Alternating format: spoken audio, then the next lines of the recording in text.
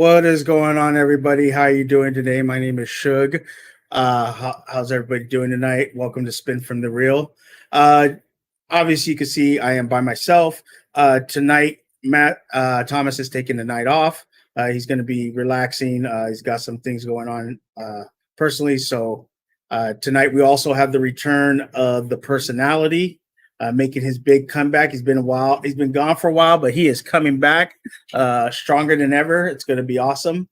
And yeah, so make sure. Thank you for everybody that's here in the chat. Appreciate you. Make sure if you want to support us, to follow us on Twitter and also Streamlabs. We do have a Streamlabs. So if you have a question for our guest or a question for me, Chris, Matt, you send them into Streamlabs and we'll get to those. Obviously, if you've seen the tweet, we have a special guest tonight. But before I bring them in, I want to throw out some names and how they relate to our guest. And those names are Steamboat Ricky Dragon, the Steamboat Ricky Dragon, Macho Man Randy Savage, and Ricky Henderson. And what do those three names have in common with my guest? They either steal the show or they have the most steals in the league. So I'd like to welcome my guest today. He is the lead leader in steals in the movie Trivia Schmodown. And he is a interesting person.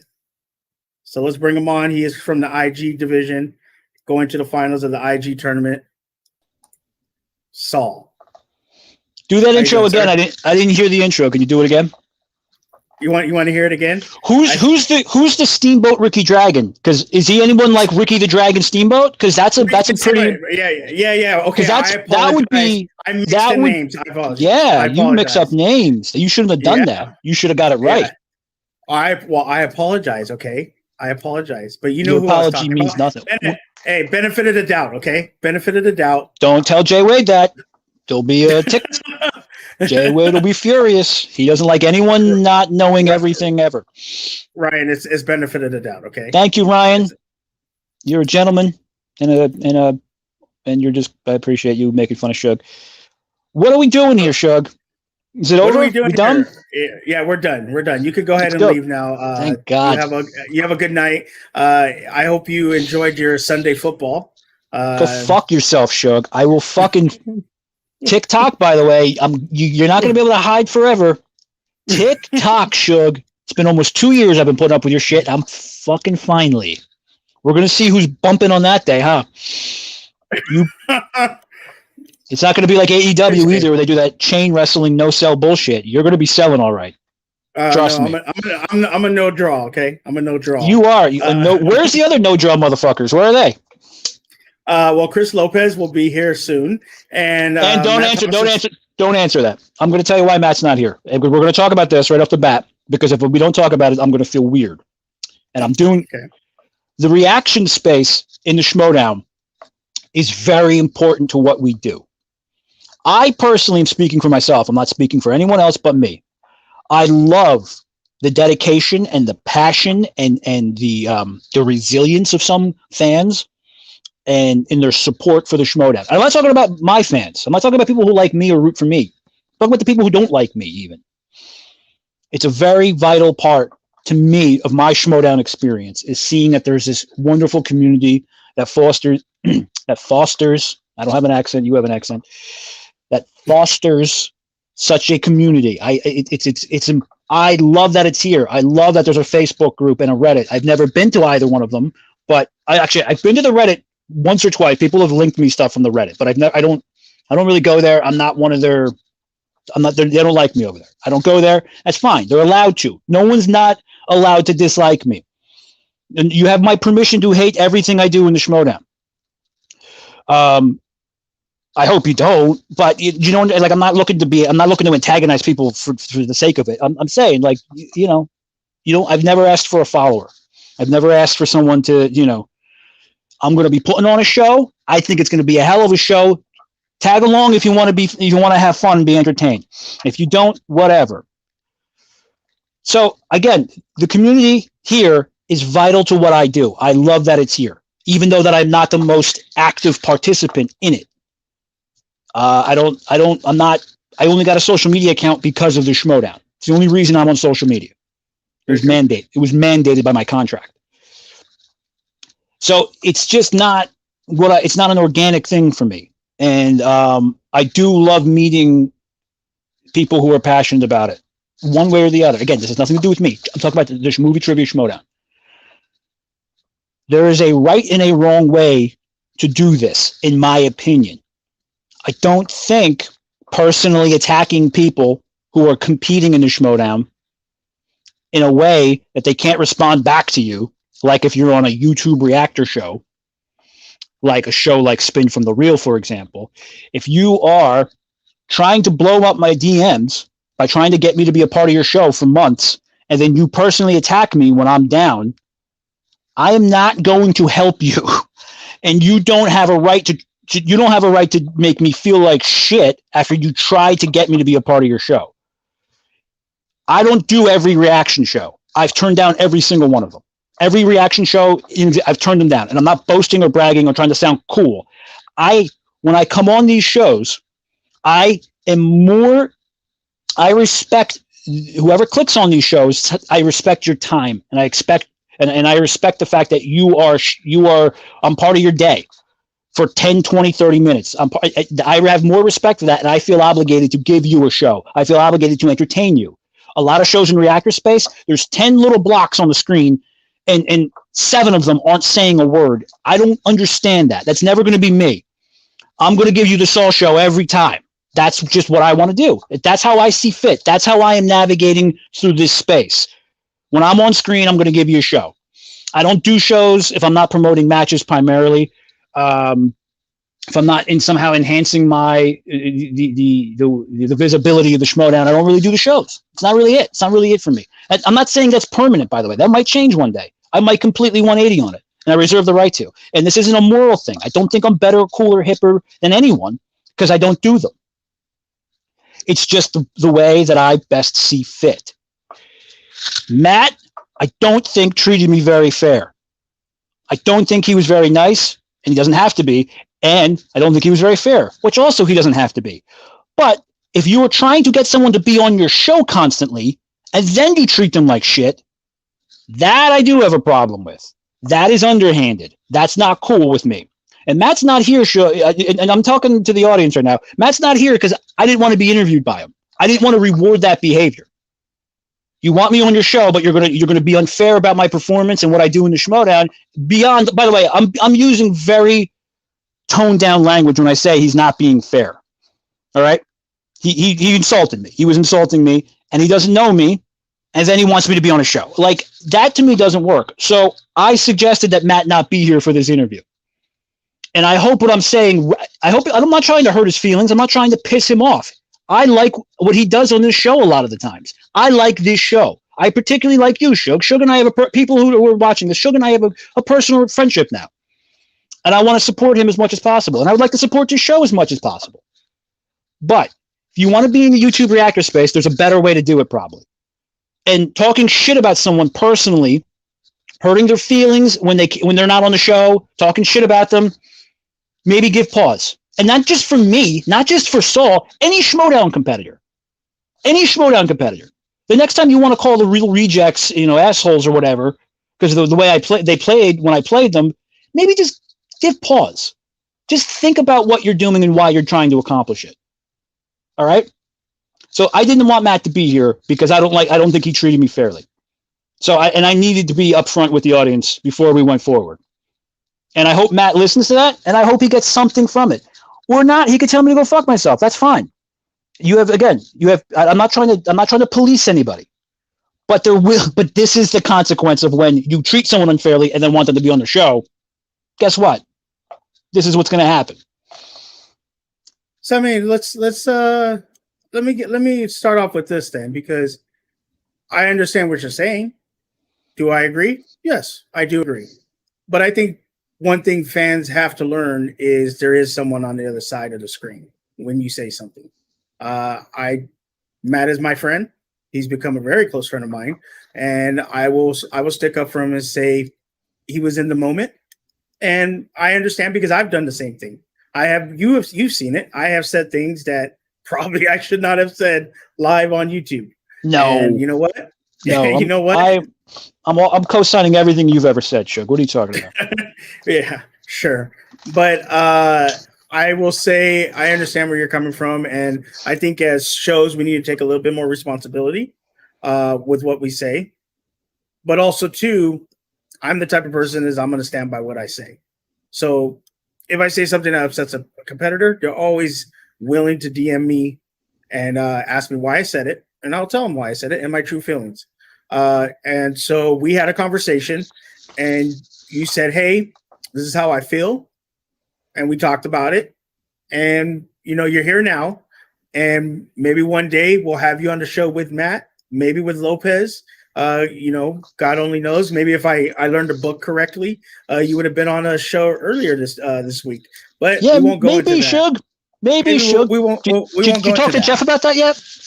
No, I haven't. Thanks. You want to throw it out there. I haven't talked to Jeff about that, but it is what it is. And I like the honesty from you, Saul, which is something a lot of people did not like about you when you first came into the league. You were honest and you were passionate about playing the Schmodown, a movie trivia.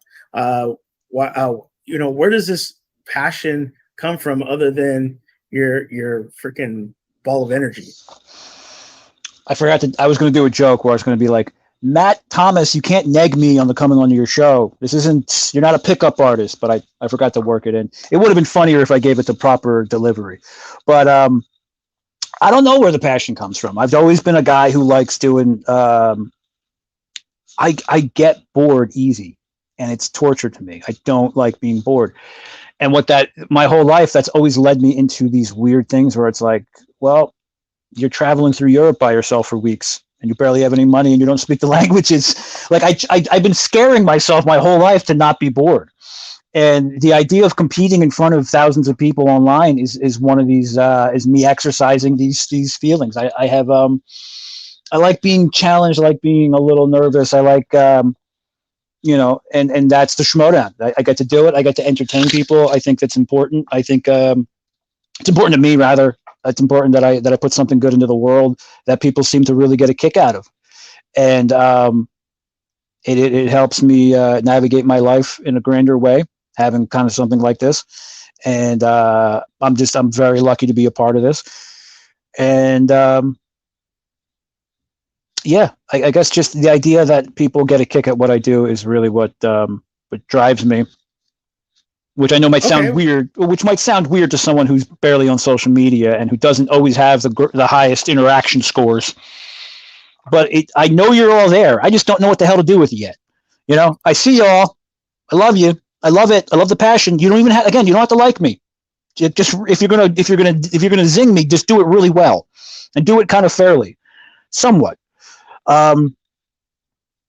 Yeah, you don't have to be fair either. Just if it's really funny, but it's not fair, I'll go with the funny. Funnier is more important than being fair. We can sort of that later. So that's where I'm at. I'm just trying to, I like challenges. I guess this is a better, more direct way of saying it. Yeah, for sure. And yeah, Matt is again not here because he has family problems. Family things going on. He commented in the chat. But we'll, Matt, I hope everything's going well with that. Saul, I talk to you a lot, and not that much. Don't go around telling everyone we talk a lot. People are like, whoa.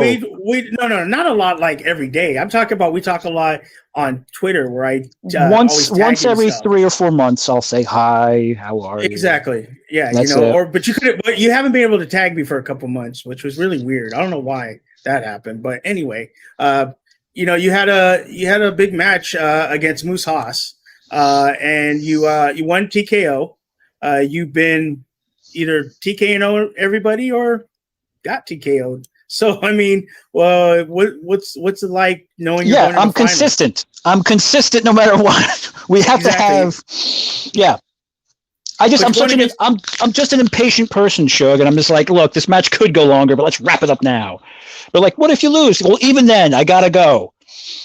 That's my whole philosophy. But the Schmodown, just as quick as possible. How can we get out of here? I mean, but you're going into the finals. People cannot say you didn't earn it because you lost to Amaru and then went right into the tournament. I know you had told me that right after you lost to Amaru, you didn't even have a chance to think about it. You were right back into the tournament playing against Hannah, who had beat you last year. You beat him. Then you play Moose Haas, who was the hottest thing on in the MTS at the time, and you made quick work of him. I mean, you TKO'd him, and now you're playing one of the guy that was supposed to take over the guy in Kevin Smiths, who you've praised and talked about. You wanted to play him and how you wanted to build the IG division up because him, Rachel Cushion, and Mara and Mike were all these great players, and you felt you could come in and bring something to the table. And this is really one of the elite players. Elite. There's good players. There's great players, and then there's elite. I would say everyone agrees Robert Parker is elite, and this is your first chance to play an elite player. How does it feel to knowing that that's what's coming on the 25th? It's like there's a little bit of lightning now. There's there's a little bit of lightning in everything I do now because there's just, I'm not going to change the way I play or how I prepare for Robert. That would be a mistake, but it's something that it will refine my approach. I won't find it will. You can't just go, oh my God, Robert Parker's. We have to get good at everything he's good at. That's a mistake. That's something that's silly, and no one should do that. I've seen Robert Parker being able to play him. It's just the second the match was over when I realized, it's going to be Parker. This is something I've been looking for since we both entered. I thought that would be. I was actually probably supposed to play him. There was some talks that I was going to play him earlier in both our seasons last year, but it just never happened. And Robert's the type of player. This is how exciting it is to play Robert. Robert is the type of player. I've seen people lose to Robert Parker before the match starts. And there's no one in the Schmodown that happens to. Maybe Merle. Some people are like, fuck, Merle. But aside from that, Parker's the only one who's got that. He's got that voodoo, man. I've seen him beat players before the first question. That's exciting. That's an exciting challenge for me. That's something I want to run towards that firefight. That's just how it gets me up. It gets me going. To think that I get to have that kind of experience is something that that's what I'm here to do. And are you excited to? Are you? Sorry, go ahead. My bad. No, go ahead. I'm just. No. I was gonna say, are you excited to play live again? Yes, very excited. Hopefully, I've played my last digital match. I don't know that that's true, but I would like that for if that was my last digital match. Good riddance. I'm not going to miss the format. I know I'm 0-1 live this year. I'm not unaware of that, but that doesn't mean it's because it was live. If that match was digital, the same result would have happened. So I look forward to this being my second and hopefully not my last live match. Hopefully many more to come, many more 5-rounders, studio, live events, what have you. I am more comfortable in front of an audience. And I always have been, as is Robert. So that's going to bring the best out of Robert too. He's going to feed off that energy too. So you're going to get a good match. You're going to get you're going to get one you're going to remember because the card we're on is stacked. It's we spoil you fans too much. Actually, I might talk to Harloff and be like, hey, peel this card down a little bit. Me and Bobby Parker are enough. You don't need to be throwing all these other great matches at him. You guys are spoiled. I mean, we are spoiled, and we pay good money to be spoiled. But don't you're money around. All right, with your money bullshit. I mean, no, thank you very much. Keep throwing the money around. Exactly. It keeps you getting your non-alcoholic drinks that you love to drink. That's true. I know you don't drink. No, I don't. And then people in the chat, obviously the great PLDs here. Great, honest interview, gentlemen. Kudos, appreciate it. Oh, shut up, Paul. Oh, wait, what did he say? Kudos is a good thing. Never mind. I take it back. Sorry. Jake Yakavetta is in the chat. Jay Wade. And going to some people's comments, ASG Amaru might be an elite player, but we just don't know yet. I mean, when Saul played him at the time, you wouldn't know if he was an elite player. We knew he was a good player, and we'll find out if he is an elite player on the 25th of September. Dagan saying, I consider Parker and Saul both on that elite level of IG with Mike, Mara, and Shadru. That's big praise right there. coming towards you, Saul? Since I'm it's not only there your yet. second year in the league. Look, I might, again, not everyone in this division has been revealed for who they really are yet. And not everyone's, not everyone is a tombstone. Not everyone's just this one thing. Not everyone's there. This is, again, a lot of the fans are super passionate about statistics. And that's good. I appreciate your passion. Keep it up. But you start thinking these players are just statistics, you're going to find yourself shocked all the time.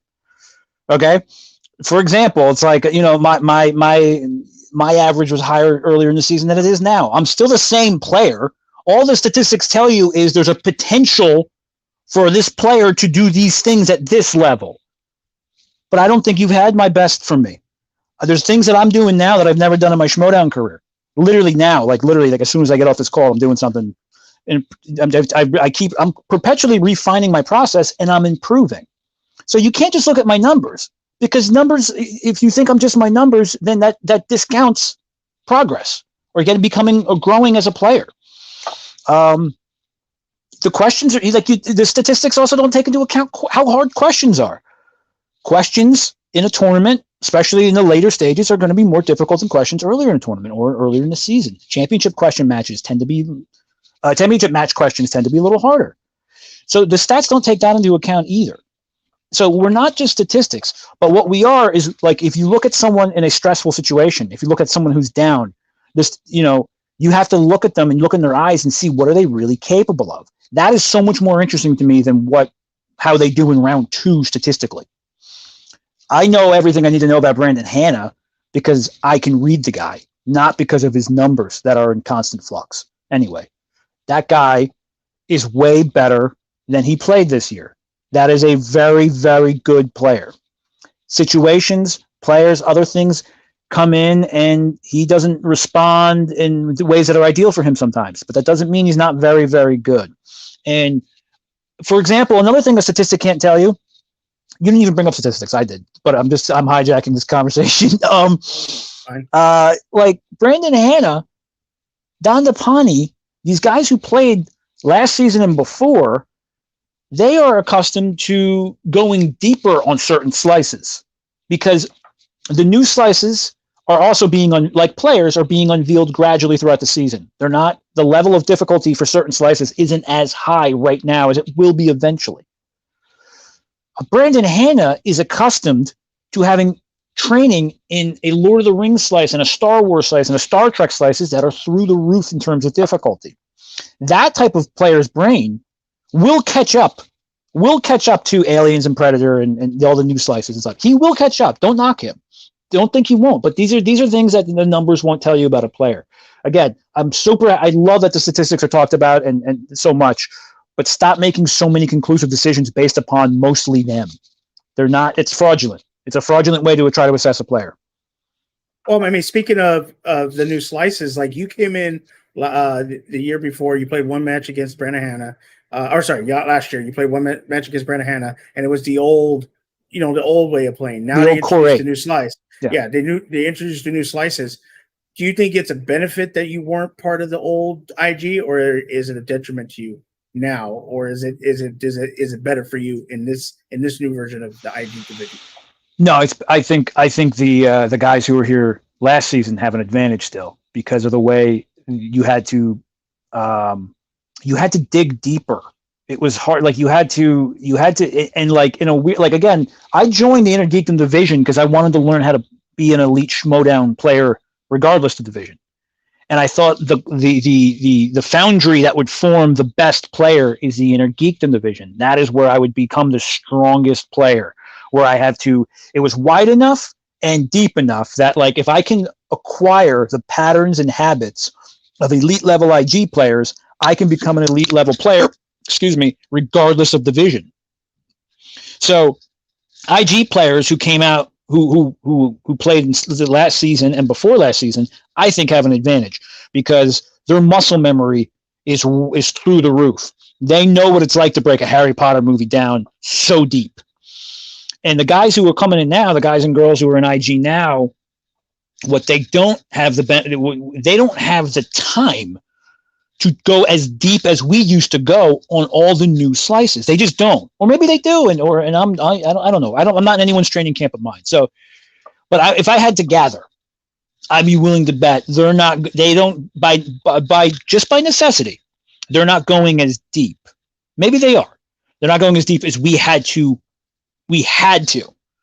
So I do think and by the way, this advantage isn't monstrous. It's not huge. It's just a little bit of a, if there was like a, if I'm just sizing up players, I'm taking, a Dandapani. I'm looking at him a little differently than I am Jesse Swift. I'm looking at a Brandon Hanna a little differently than I am Moose Haas. That's just me. Okay, for sure. And also, too, this is going to be your first 5-rounder. As far as I know, I think I mentioned this to somebody. Robert Parker has never played a 5-rounder in the Schmodown. I don't know about the fan leagues, but he's never played a 5-rounder. This is going to be his first 5-rounder live. What are you most excited for, or what round are you most excited for, or what are you just excited for this match? This will be a great example to kind of, because again, you guys have never seen my ceiling, and that's my own damn fault. I mean, it's not like I'm not judging you guys. Like, how dare you not know me? You've never seen everything I got, and 5-rounders will reveal the real players. 5-rounders are very revelatory. They're going to see 5-rounders show us who's who around here, and I'm looking forward to for having everyone to see that. And I want to see what Robert Parker's 5-rounder looks like. That's exciting. Like, what's Robert Parker look like in a round 4 or 5? That's going to be super exciting. And I'm not getting too hung up on it. Like, I don't think like, oh, I'm going to win because Robert's never had a 5-rounder. That's get the hell out of here. He's going to be Parker just 2 more rounds. So as am I. But it's going to be fun. The betting round's going to be fun. I'm a big Jeopardy fan, so the betting and the buzzer rounds will be fun. I'm not like getting certain people are getting very carried away with their assessment, like, oh, the buzzer round. I'm like, yeah, I know about the buzzer round. Relax. I'll be all right. As will Parker. And a lot of people are bringing that up. A lot of people are bringing up the buzzer round because they want to see. Yeah, I think I said it on yesterday on Euro Schmoes that it brings a new element to the game, a mental element plus a physical element. So it's gonna be interesting to see both of you guys in that space because we've never seen you guys in that kind of environment, and it's gonna be interesting to see. I know that you're a very ball of energy and you just go. So is that gonna be helpful? Is that gonna be a detriment? We'll see. Don Japani, great example. Go. It kind of messed him up in the Kalinowski match. Ethan Irwin against his match against Dan Merle. He was go. And what did he do?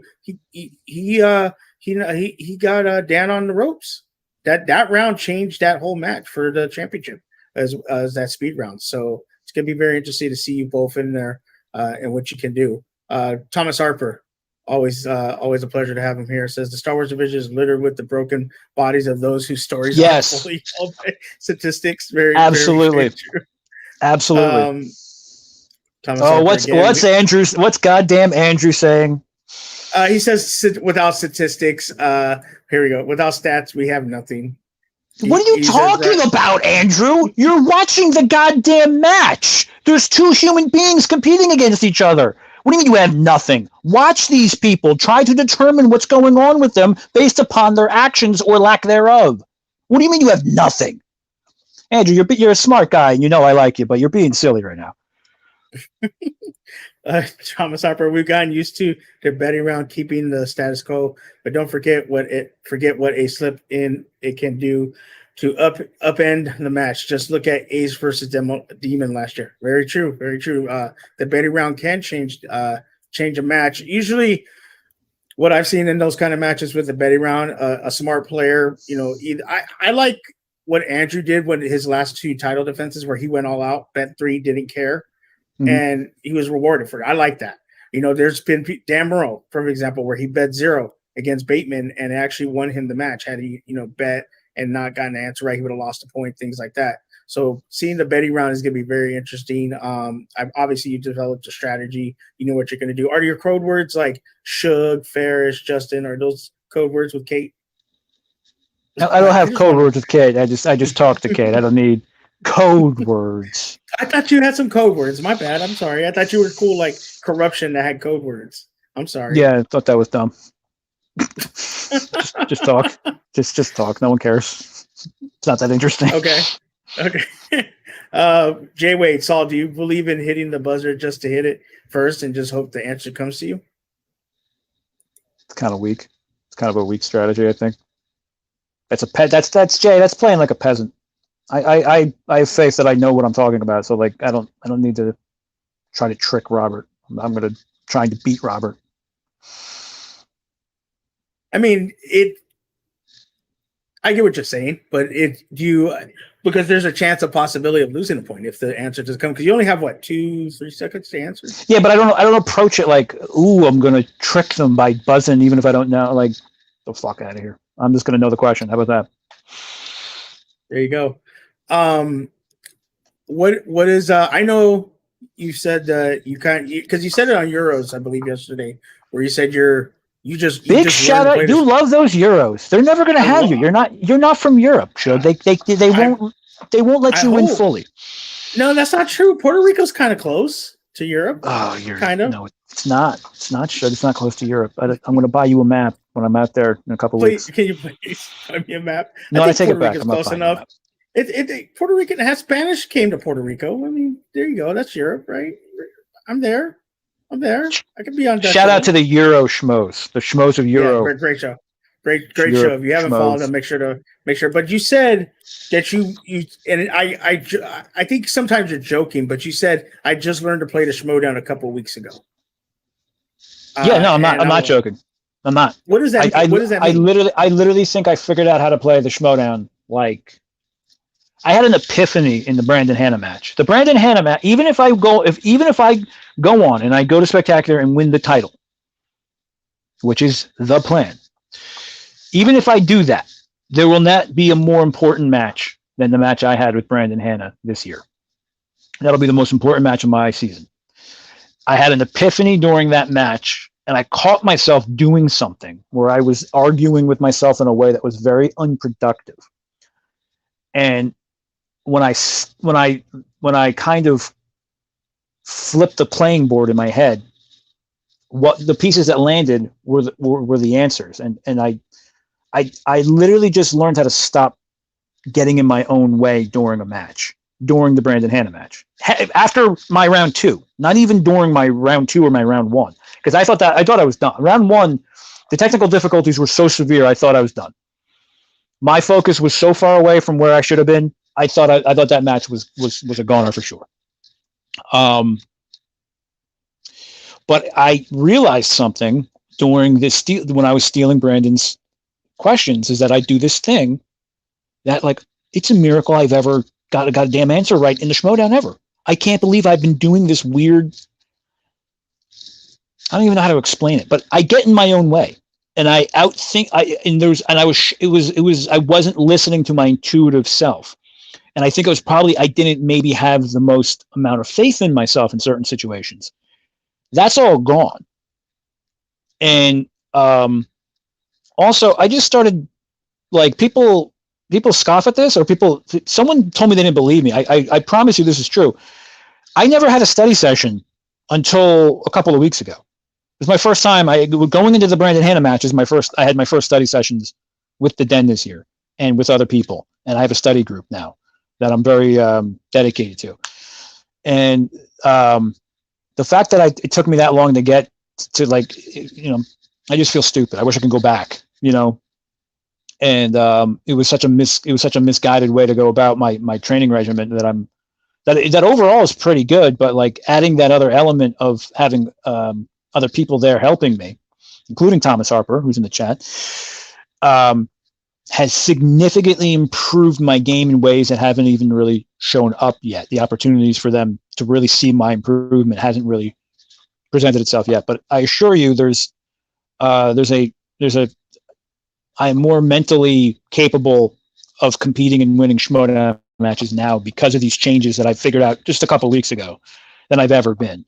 And I think maybe that's the gear that that is the gear I have to get to before I got to my top gear.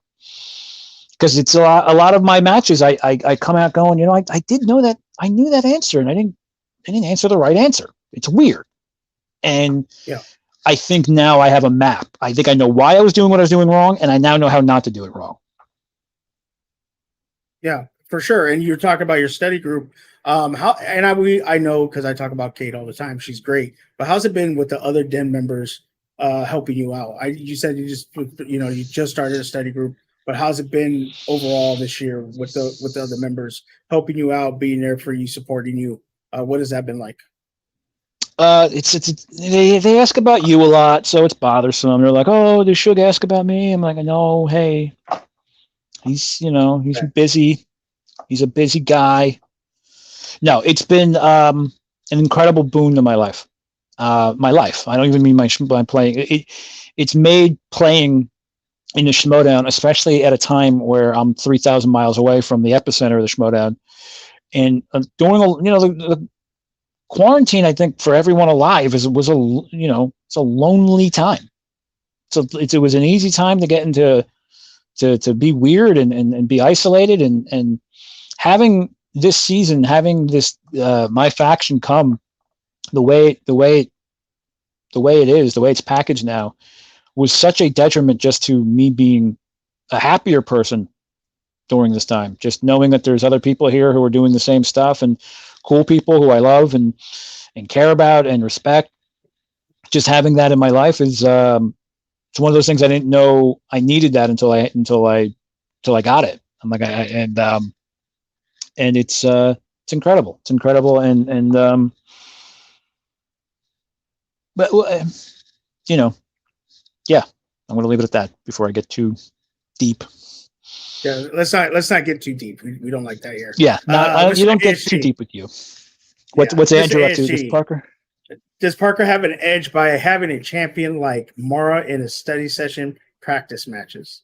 What do you guys say to that? Does he have an edge? Like, is he going to win because of that? Probably not. I think he would probably also tell you the same.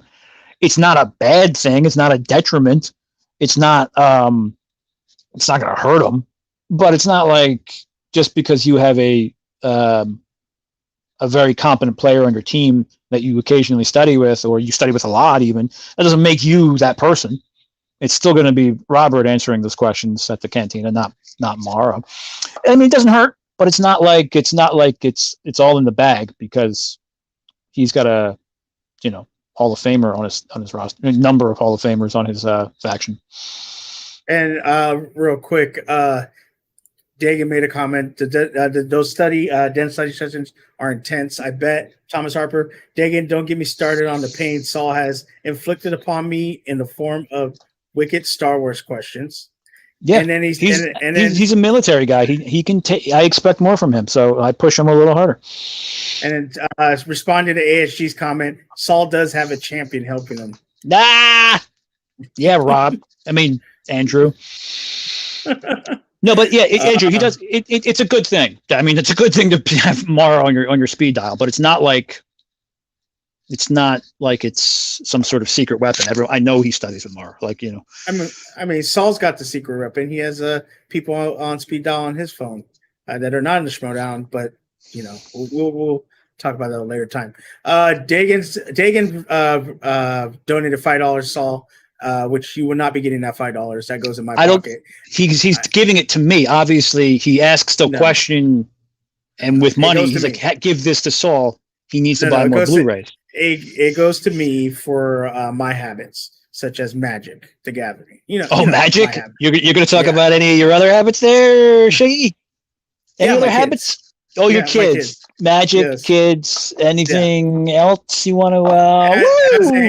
As a perfect fan of the Saul Show, I wish you nothing but success in this league. I know you will win the IG belt and make us all proud, as well as shutting up the haters. Much love, brother. That's from Dagan. Thank you, Dagan. Yeah, Dagan. Dagan is a good man. Make sure you support all his shows, his wrestling shows, and all that stuff. Yeah, I am a nun. Thank you, PLD. Appreciate it. Jay, wait, I just spit on my water laughing. Yeah, I don't know what you guys are talking Welcome about. to Saul Show, Jay. Woo! Jay's an early adapter. Jay was one of the first members of the Saul Show. We do not condone Yeah, any you of do. Shug's after shows. I've seen that. I've seen parts of that Friday show. You guys, you condone and encourage. I mean, sure, but so Saul, like, how's your? I mean, the match is what we're 12 days away. 12 days away. That's a weekend, 5 days. Did I count that right? Let me make sure I counted that right. Yeah. That's right. What is your good preparation like for these last couple of weeks? Are you like a fighter? You start to tone it down a little bit, get in fight shape. You're already in fight shape. Do you tone it down, or is it just ramp up these next 2 weeks? No, it's been well. Look, I've been going since June. I've been in Schmodown mode. I've been in training mode. Been watching movies, notes, reviews. Now I got the study sessions with people. I've been going since June. The tournament system is. I wish the whole season would be like the tournament, and I'm willing to bet most other players think similarly. That to just have like 10 days to 3 weeks, and then you go. 10 days, 3 weeks, go. Like I love it, and because I'm so like. I'm as primed as I've ever been right now. I've been going all summer, so I don't, not doing the heavy lifting. Because I don't want to sound cocky. I don't have to do the heavy lifting that I had to do earlier in the season because I've done it, and it's already part of the muscle memory. It's now, I don't have to do a 3-week examination of every nuance of Star Trek because it's in there now. So right now, this is sort of like my training is. It's more. There's going to be more of it, but it's not a lot of like, oh fuck, this is going to be a slog. It's more of, no one's really getting no hard sparring. I guess if any boxing fans know what I'm talking about, there's no real hard sparring. 10, 12 days left. Maybe I have one more session. I got to make sure. I got like 2 more hard sessions, and then there will be a shift in how we train, where it'll be a little bit more, but a little more wide. So like the hard part is just about done, and then you kind of want to be coasting going into a match. You don't want to be up all night. You don't want to be doing all-nighters. You don't want to be cramming. I've never really crammed, but especially before. I don't know how people do that, but so yeah, it's the training has been going excellent. I made significant progress on a number of slices, and then upon reviews of old slices that I did a lot of work on earlier in the year, it's like it's all still in there. It's all there, and so just finding strategies to make that information that's already in my head more accessible to me quickly. That's what the next couple of days is about. Yeah. Speaking of cramming, how was that pizza yesterday? Better than the game. I bet you Ferris was loving that game. Leave Ferris out of this. You leave Giants Nation out of this. It's a quick turnaround, too. They're going to win on Thursday, so I don't give a shit. Well, yeah, it's against the Washington. You could tell Mark Ellis. You tell Mark Ellis I said that. Yeah, I will. I will tell Mark Ellis. I'll send Jay Wade to tell Mark Ellis. Yeah, Jay, go DM Mark Ellis with your burner account. You know what? I want to bring in a returning co-host because he's sitting in the back. Yeah, I want to bring him in. Does he still do the show? I thought that was over. Yeah, we can't get rid of him. I thought this was Shug from the Real.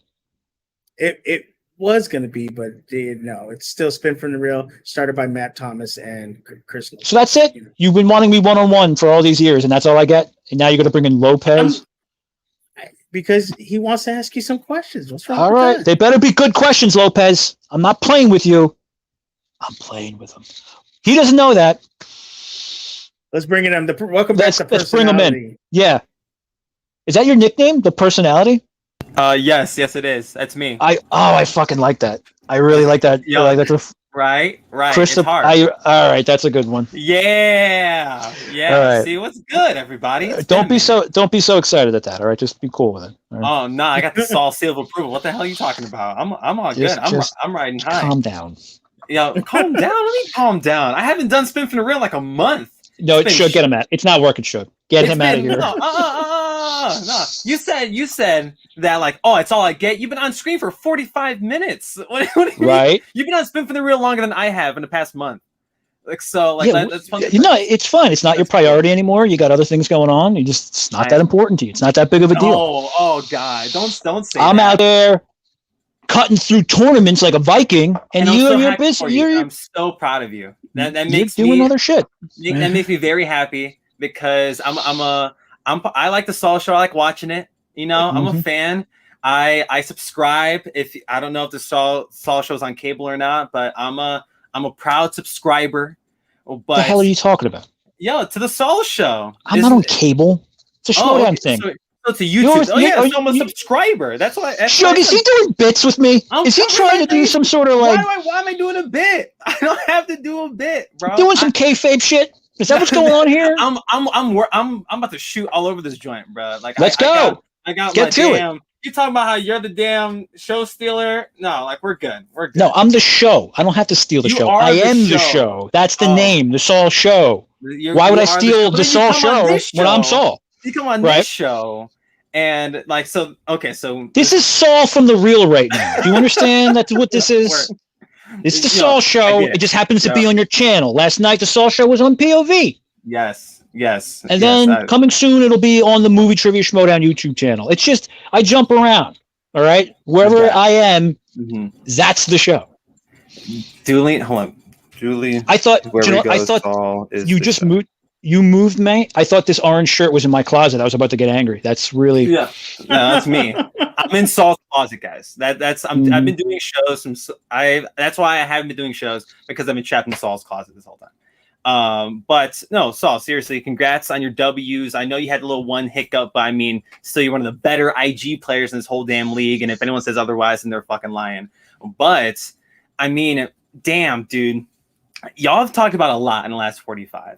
And I want to ask you something that's not Schmodown related. Like it has nothing to do with movie trivia. Because I know you've been getting a lot of movie trivia. I've seen you running the circles. You're on everybody's show these past few days, and I've seen it. Good on y'all. You know. But for you, how are you? You all right? You feeling good? Shit, I'm gonna kill him. I'm really. People are watching you, asshole. Act like it. People are seeing this. I want to know you, bro. This is the first time. That's the most boring. If a chick came up to me in a bar and asked me that question, I'd be like, I gotta get out of here. This is the boring chick bar. Ask me an interesting question, Lopez. Don't ask me how I'm doing. Okay. We've addressed such things earlier. I'm obviously grumpy because I'm awake. You're awake. I mean, it's over here. It's only 8 p.m., bro. At least for me in Central Time. So, either way, I digress. But we all have talked about the factions already and how much the den means to you, not only in the movie Trivia Schmodown, but in your life, as you mentioned not too long ago. But next season, we're going to get a little bit of a difference in regards to how factions are going to work. I mean, it's been no secret. Is this something, since now you've been so accustomed to it, are you going to miss that faction camaraderie, having that so many folks within your same squad, within your same group? Are you going to be cool with the Saul show going on tour by your lonesome, if that's a possibility? Like, what's the differences in the Schmodown's factions going to mean to you going forward? Or have you even thought about that? No, I don't know how. I think everyone's I'm willing to bet the whole roster, the Schmodown roster, I'm sure has probably thought about it. To me, it'll be it's going to be detrimental for me. I hope the roster morale is taken into account when these decisions are made. I don't know if they are or not, but having this tight group of people here and then it's having such a dramatic change. Well, I think is not going to be great on a lot of levels. I have faith in the league that the league makes the best choices for the league and for everybody. I do believe that, and I hope they are. I hope this new direction is. I hope I'm here a year from now going, oh, can you believe we were all worried about that? I hope I'm wrong. I hope not that I'm wrong. It's not that I'm against it or anything, but I hope that my fears are misguided. I hope it works out for the best, and I hope it is the best for the show and everyone in it. But yeah, we're absolutely. It's been discussed openly by numerous people, by people I'm not even on factions with. It's been discussed, and the den is. I don't know. Like, I can't say this with 100% certainty, but I think the den's a little tighter than a lot of factions. Not all of them, but and for us, it's going to be fucking heartbreaking. I'm not gonna like. I don't like change as it is. I don't like anything new. I just like, I hate the beginning of anything, and this is just another new beginning. And I still have, I have nothing but faith in the way the league's run. I'm a pretty good soldier in that regard. But yeah, right now there is palatable, I don't want to say fear, but there is general feelings of this kind of sucks, and here's why. It's because we're not going to be around together so much anymore. That's absolutely a prevailing thought in the league right now, and at least from at least the people that I run around with, which aren't I talk to a lot of people who aren't on my faction, but I haven't had anyone tell me otherwise. I haven't had anyone to be like, no, thank God, can't wait, tired of these schmucks. So. Yeah, and that's been the vibe that, at least from the competitors that we've gotten to speak to on this show and other shows, like factions have become like something that at least I wasn't expecting when the Schmodown introduced factions, and now that we're getting them and that they've been so successful, at least in my eyes, and obviously from yours as well, that they're getting not taken away, but maybe they'll be used in a different fashion going forward. And now that it's going to be different, how's the whole league going to change as a prospect of that? And please correct me if I'm wrong, or Saul, correct me if I'm wrong. But we're getting a change in schedule as well. So we may not be getting as much, I don't want to say opportunity, but as many matches as we were getting this year, because we've had a lot of matches this year, a ton. Sometimes you get 4, 5, 6 a week, 7 a week, depending on the week or depending on the show. But Saul, going into obviously your match with Parker and inevitably, hopefully, your match at Spectacular if you get there, like going into these new changes, is this something that's in the back of your head? Not necessarily even the factions, but we may not be getting an influx of new rookies next year, or how this season is singular, how we will never have another thing like this, at least as of right now, in the Schmodown again. Are these changes already implemented in the back of your head? Or are you just rocking right here, right now? Let me beat Parker and we'll go from there. I think this is a conversation I had months ago. So I kind of anticipated this. I think I knew going into this season that I think the roster was the size of the roster in the Schmodown right now, I think was made as a result of certain things that were going on that I knew were going to be unique. So I'm already kind of primed for that. I still got used to it and love it, and but I did have that. I had that talk with I think I had that talk with Lacey and Thomas a couple months ago about the roster sizes are going to be. So I think a lot of us knew that was gonna happen, but doesn't make it less. Doesn't make me feel less about it. But the amount of matches we're getting being less, that I didn't see coming, and that I'm still a little mixed about that. I'm not sure what I think, really. I haven't. A lot of these ideas is when I have time between matches is when I usually spend a lot of time talking about the infrastructure of the Schmodown. I'm a little busy right now, and have been for most of the summer. So, yes, I don't really have anything too interesting on that, but it was a surprise. I will say that.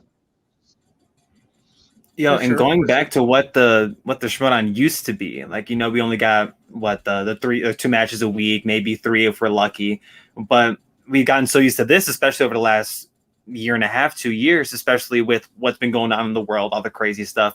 But now you're playing at the Cantina, at least for now, until we get back into theaters and whatever the hell else we're playing in for bigger live events. But something y'all may have touched on this, but so I want to ask you this. I didn't get to hear the answer if it was already asked. But where you can, like, your career within Collider / the Schmodown has been obviously your fan favorite. All of us that were listening to Collider Live, and now you're in the Schmodown doing your thing, being Saul, being one of the most eccentric personalities in the whole damn league, because Lord knows we need them. Seriously, especially a guy that loves the character stuff more than the trivia sometimes, most of the time. I appreciate the character aspect, or appreciate not necessarily the character, but the personality it's brought to it. And now you're getting to play in front of crowds, in front of fans, in front of folks like us, you know, who've been on that similar journey with you. How's that been for you? For Saul, I don't know for breaking the fourth wall or anything, but how's that for you, knowing where you came from in this whole space to now getting to perform and getting to succeed in front of tens, hundreds, and maybe even 1,000 people one day? It's all going according to plan. I mean, it's really, it's really what, the truth be told, it just, I thought, I mean, I have no idea how, I don't always have a good idea on how I'm being received. In fact, I think my character work has suffered lately because I don't have the greatest, I need to work on getting better feedback loops on character stuff or personality stuff more than character, because my character is pretty much me. So, you know, it's been a hell of a ride. I remember the first time I showed my face, I thought Roxy fans would want to run me out of the building. So, so I haven't always been able to gauge the temperature, but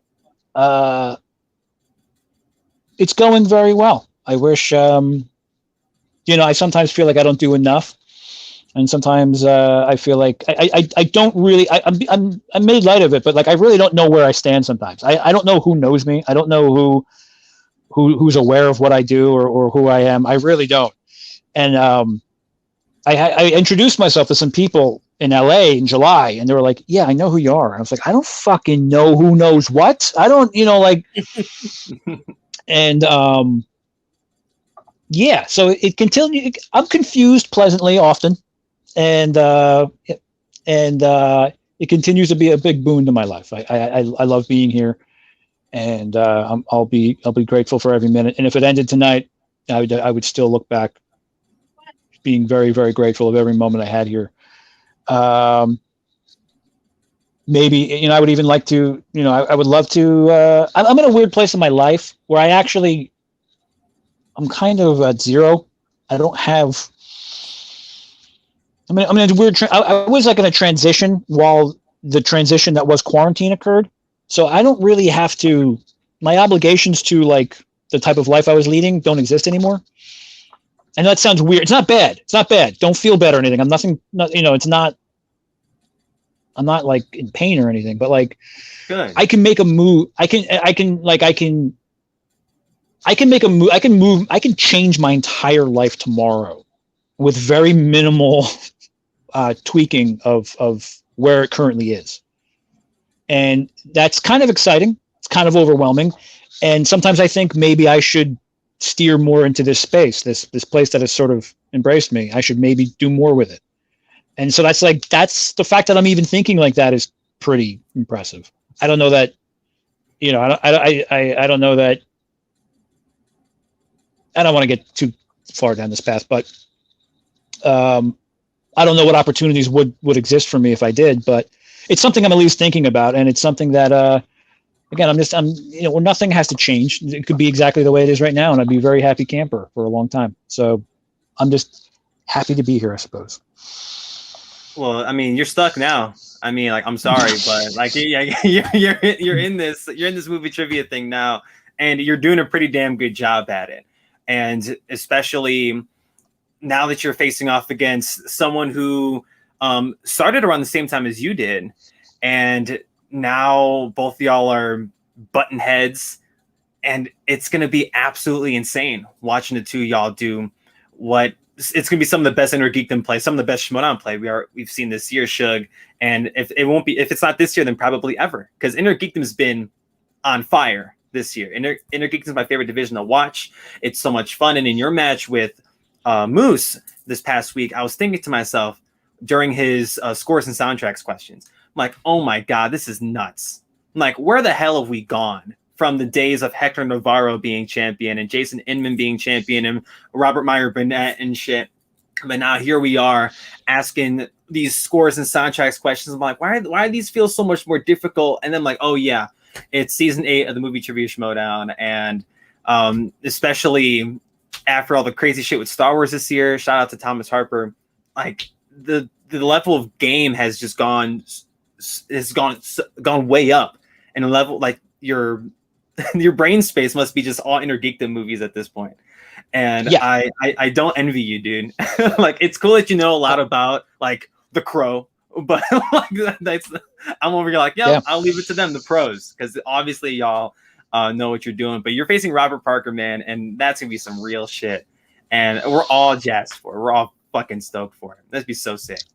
I'm glad that people are getting that vibe from it. I think it's gonna be a big one. I think it's gonna, and I hope we're. I mean, Donda Pani and Kalinowski gave us a lot to, because like I see, even though it's a title match, like I'm still thinking like whenever I see an entertaining match, regardless of division, I'm like, all right, they just raised the bar. All right, I got to bring more. I got to, like when Radis showed up and Alvarez last week. Was that last week or 2 weeks ago? I believe it was last week. Yeah, that makes me. When I see Radis and Alvarez going out there, I'm like, fuck, I got to get bigger. I got to get better. I got to, like, that pushes me. When I see Kalinowski down to Pani at the cantina, I'm like, I got to, that gets me going. That makes me want to put on a better show. When I see someone do a good promo, I'm like, damn it, I got to push myself. I mean, especially lately, my promos have been not that great lately. That. They're not. No. I as someone who, like, that was like around the draft, I paid more attention to what people were saying around the draft. They're like, oh, Saul's going to cut great promos. I'm like, I don't think I've lived up to that. I don't think they've been very good this year. But that's something I'm aware of and something I plan on working on. But it's just, none of that means anything for me, at least. This is the way I see my Schmodown path is like, give the best promo in the world doesn't mean shit if I'm not winning matches. And that's gotta be the priority. That to me is the path. That's the path I want to be on. It's the path that, but that doesn't mean I'm not aware of it. It doesn't mean I can, that's not something that can change too.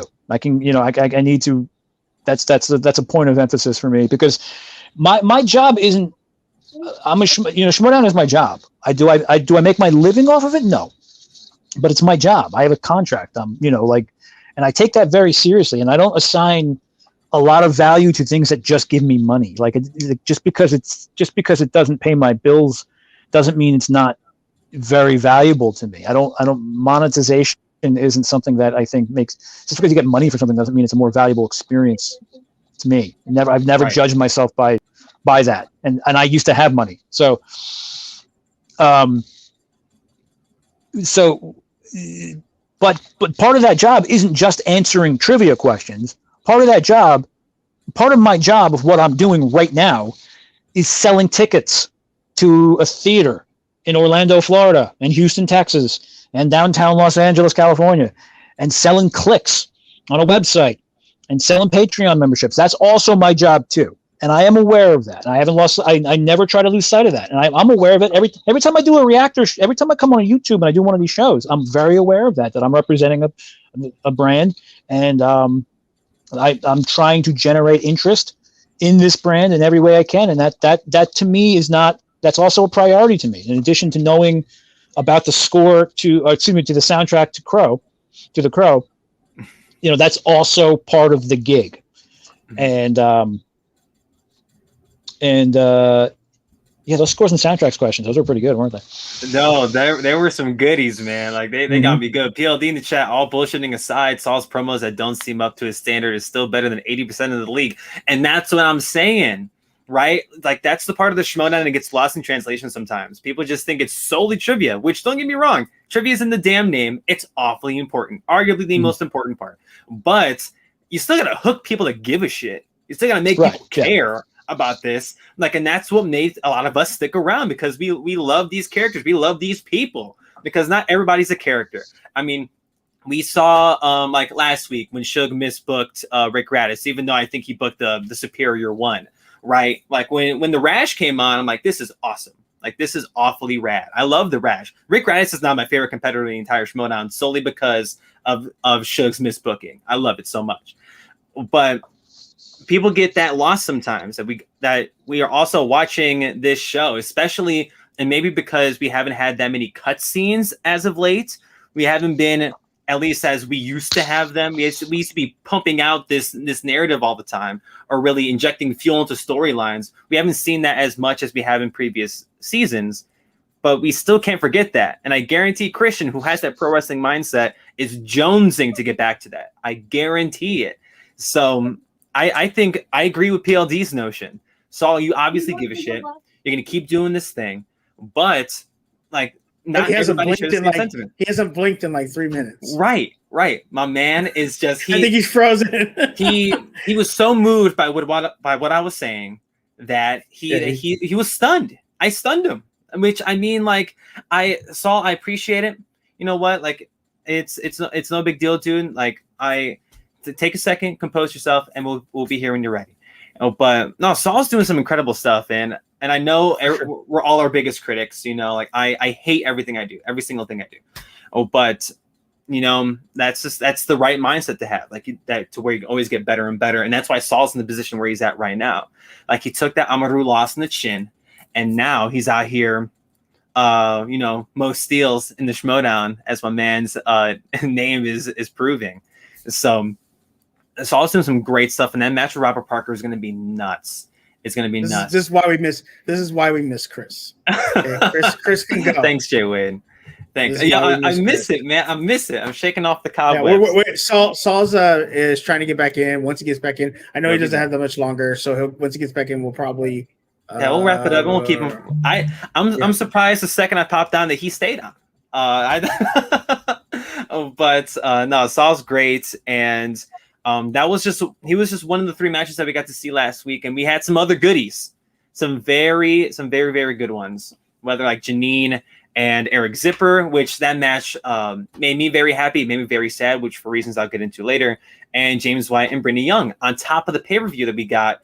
And I know Shimomi the Real, which is on this channel this past Friday. Go ahead and check that out. Where it's a mess. The whole stream is a mess, but the stuff with Thomas Harper, Kate Mulligan, and Evan Bushkar is top notch.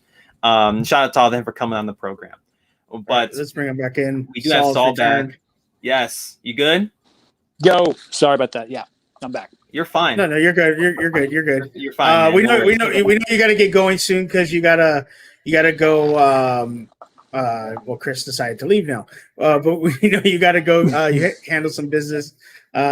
You know, because you're a busy man and things like that. But before you leave, I wanted to ask you, since Chris is here, and I don't really get to talk about. I know this is a Schmodown show, but I don't get to really talk about this with Chris. We've had this argument. What is the best intercontinental match ever in the WWE?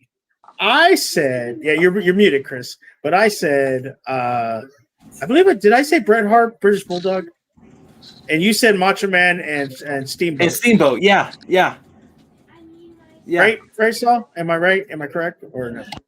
I said Macho Man Steamboat. Mm-hmm. No, I'm saying, but what was yours, Saul? What was yours? Was it Razor? I tell you what, the Razor Shawn ladder match at 10 is really up there. I'm going to go with Bret Hart, Mr. Perfect, SummerSlam 91, Bret at the Garden. Bret goes over, wins his first IC title. That's a good one. And I know everyone, look, I know there was a time in my life where I literally knew I could perform the Randy Savage, Ricky the Dragon Steamboat match at WrestleMania 3. I memorized the spots. I could perform it with someone. That's how well I know that match. That being said, I don't think it holds up as well as Hart Perfect at SummerSlam 91, or even, I'll tell you what, it's not as technically great, but it's but overall, Hart Piper WrestleMania 8, I think is a better, it's like a fucking, it matches like an opera. Dude, you see Roddy Piper.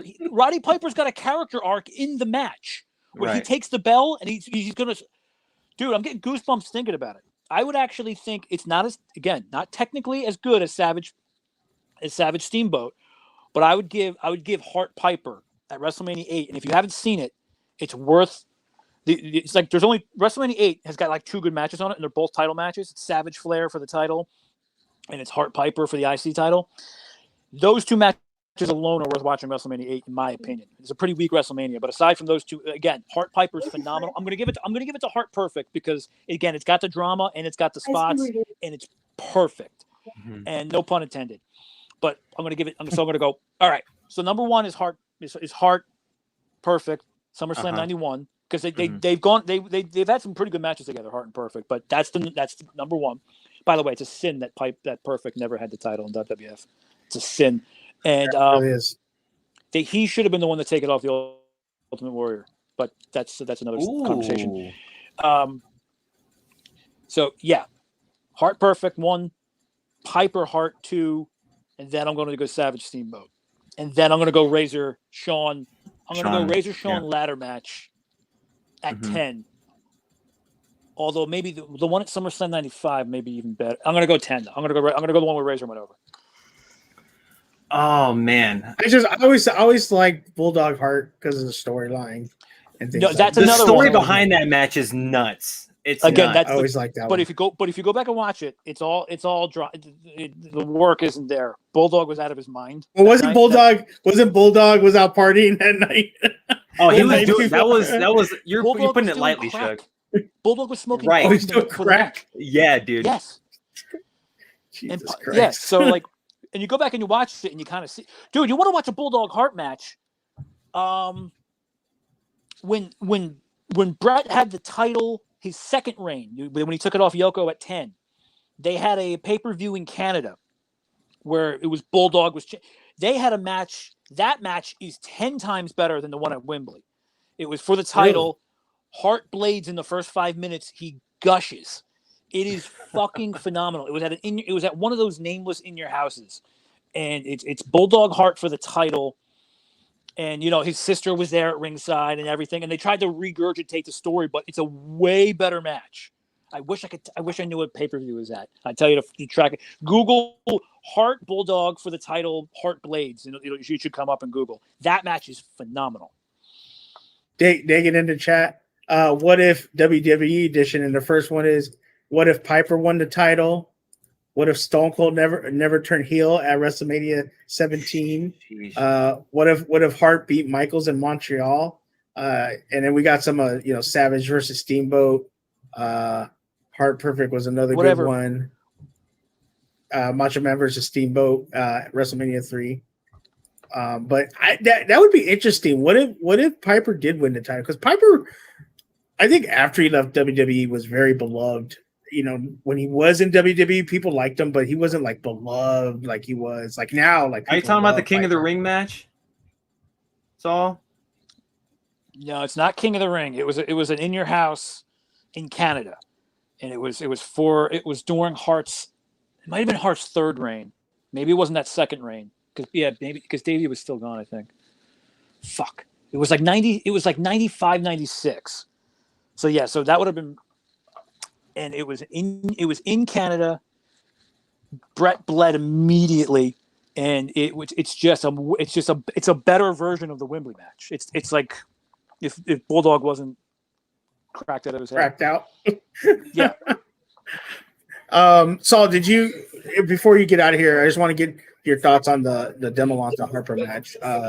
Obviously, you trained with Harper, get him ready for that match. How excited were you to see your faction mate win the title, and how happy were you? I can't stress enough how important it is to have a proper environment to succeed in anything, and having Thomas around to set the table for the tone of seriousness and preparation that this game deserves.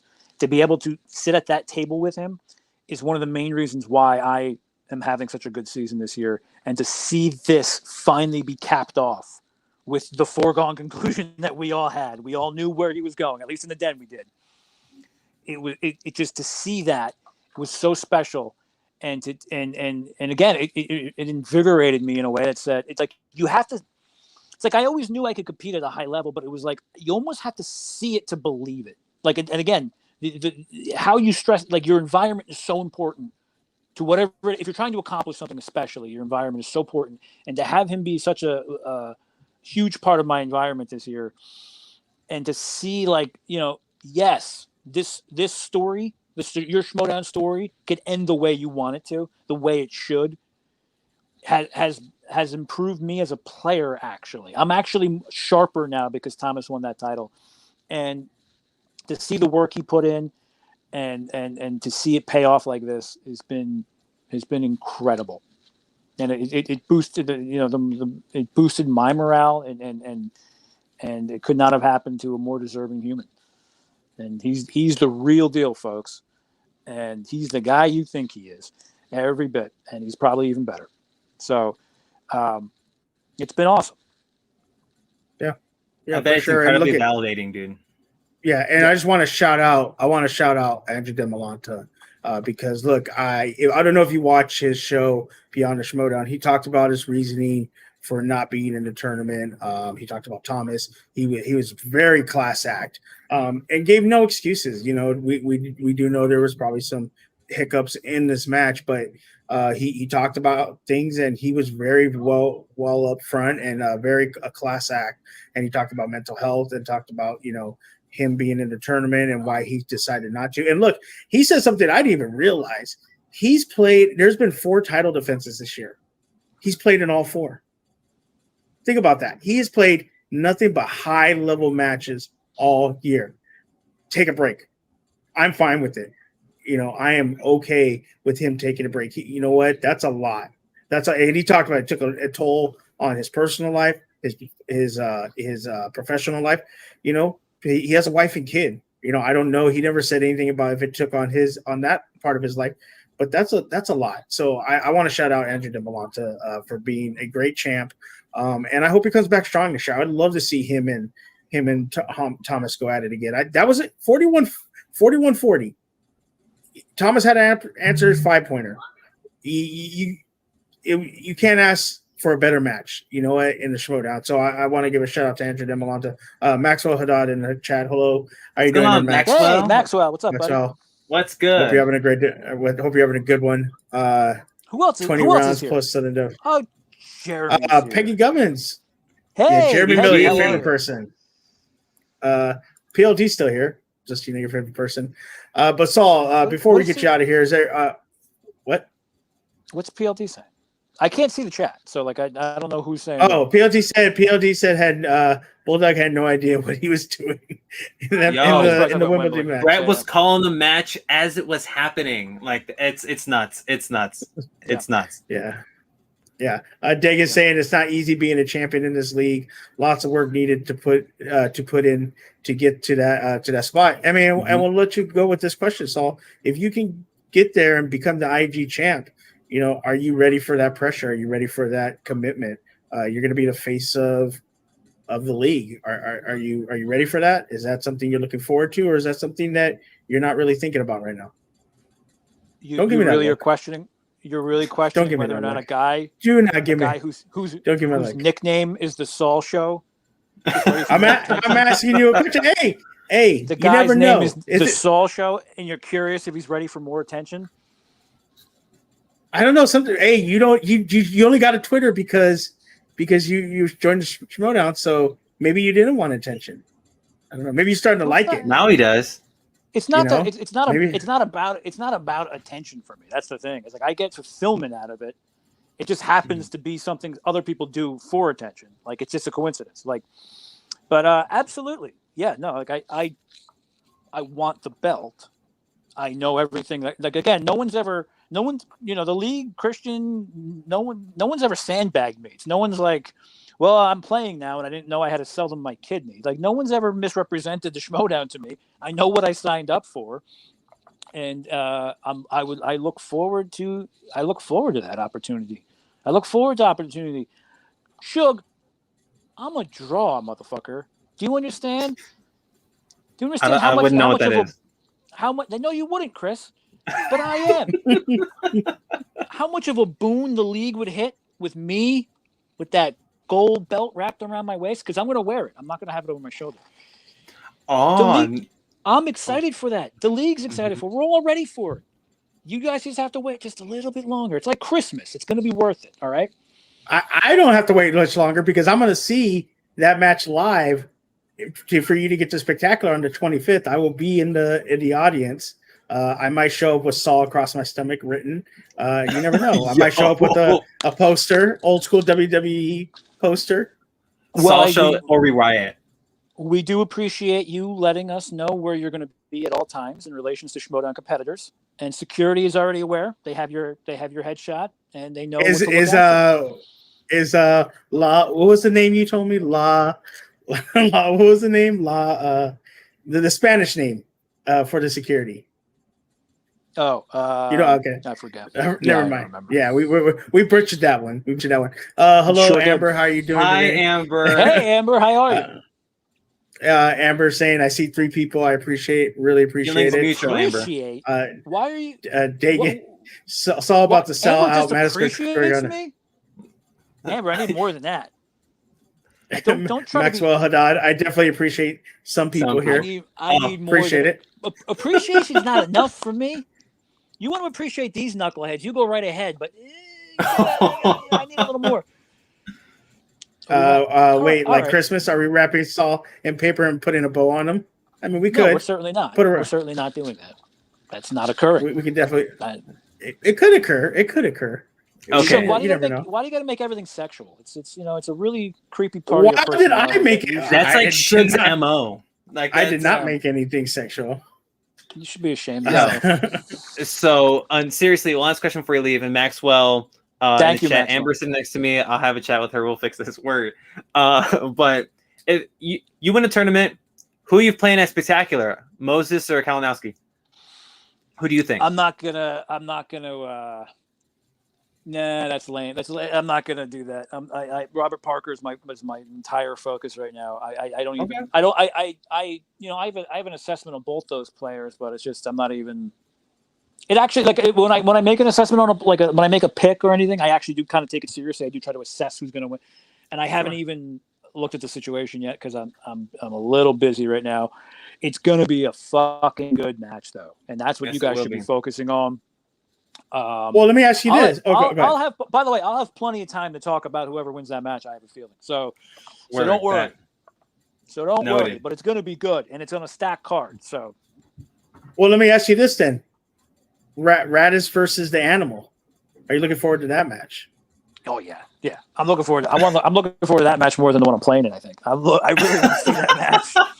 Again, those guys really lit a fucking fire under my ass when I saw the work they were doing. I'm like, oh. All right, kind of like I had smelling salts. I'm like, oh, that's right. I have to stop sucking so much at being a personality. Oh, you don't suck. So, yeah. I mean, you're bad, but you don't suck. But it's okay. Apparently they worked us into a shoot. They worked everybody into a shoot that day. They got us good. But Saul, man, thank you so much for coming on Spin from the Real, making it to Saul's show for the first time. Appreciate it. Yeah, the first time. No, this was it. This was the only time. Okay. Yeah, I don't go. We do this, and then I move on, and then you guys talk about how good I was for years. That's what I'm looking for. Word. Okay. Yeah. Right. Talk about how good Saul is. Gotcha. Thank you. Thanks, Saul. Yes. All right, guys. And before you leave, do you need to plug anything before you leave? Yeah. You don't got a show tomorrow or anything? Yeah, ASG, why don't you talk about your precious stats and talk about who's fucking leading the league in steals? Not in the IG division. Who's leading the league in steals in the entire movie trivia schmodown? Talk about that. Maxwell Haddad. The Shaw will open on Broadway at the Booth Theater in 2023. I'd like to see that show. Thank you very much. Joseph Roras. What's up, man? The man with the golden voice. Apparently he's awesome. Amber Maxwell Haddad, we should produce that. I mean, also speaking of Saul Show's one word. Okay, it's one word. It's like Nerd Chronic. All right, it's one word. Hey, I didn't do the thumbnail. You know who to talk to about the thumbnail, okay? Because I sure do. Also, by the way, the reason why I am TKOing people, one of the large, is because I'm very adept at stealing questions. That also gets lost in a lot of narrative about me. I had to put that out there because if I don't, no one else will. So, I mean, just throwing it out there. Just throwing it out there.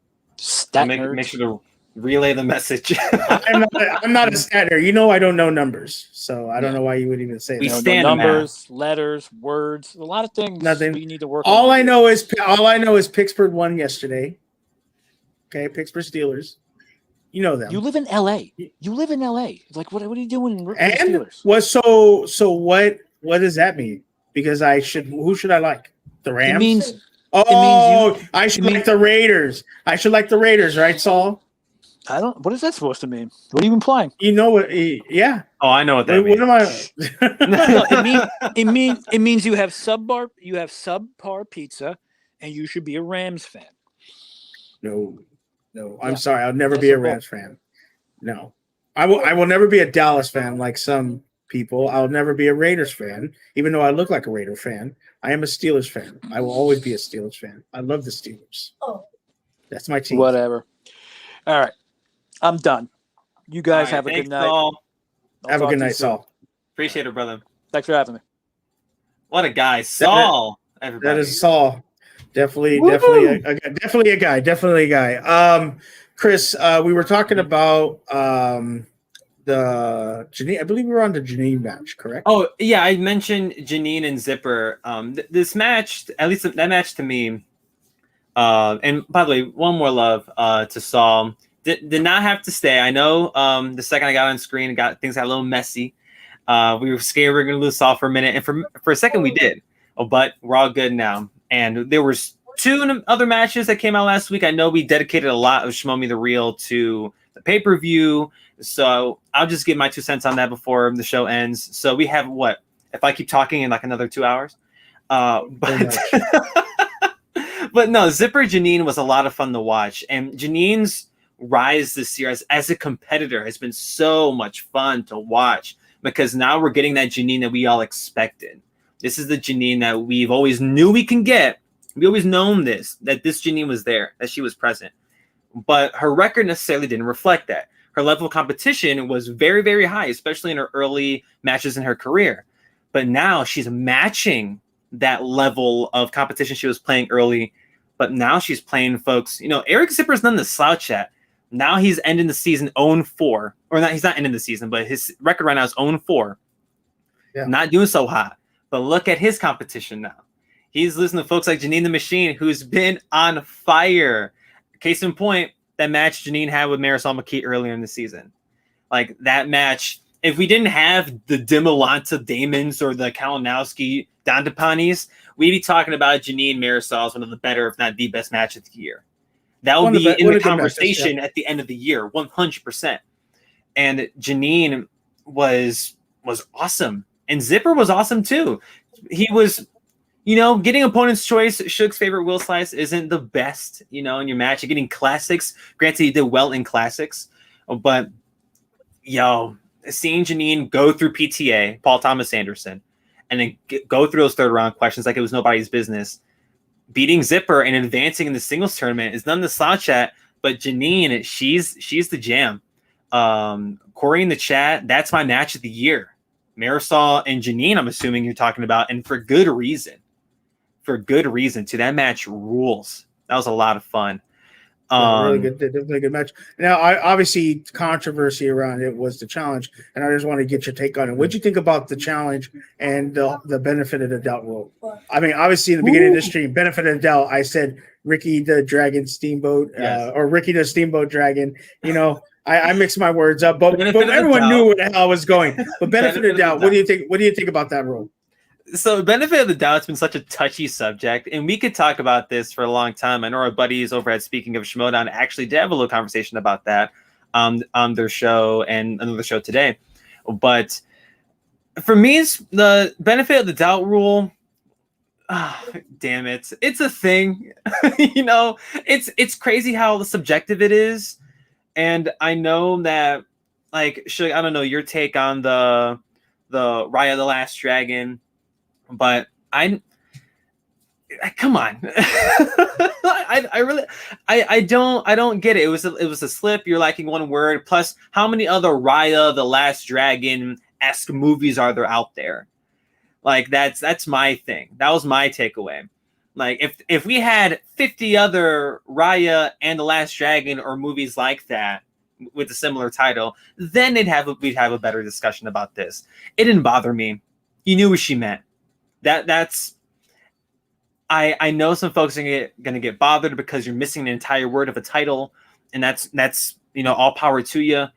But that's one of the things about doing a movie trivia league. We're gonna boil things down to semantics, and it's gonna come down to the little things, missing a word. And if at one point, maybe if season 9, we just say, yo, if you mess up the title, you are incorrect, then okay, I'm cool with it. That's fine.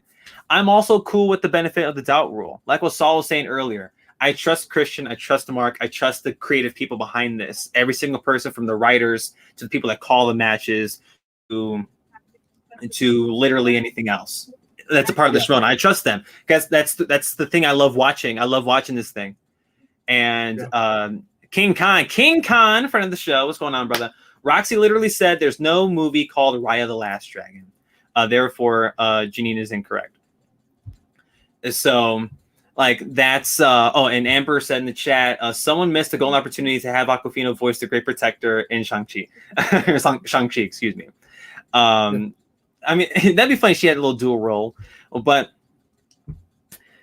the match... damn it. It's again, it's hard having benefit of the doubt conversations because it'll never end.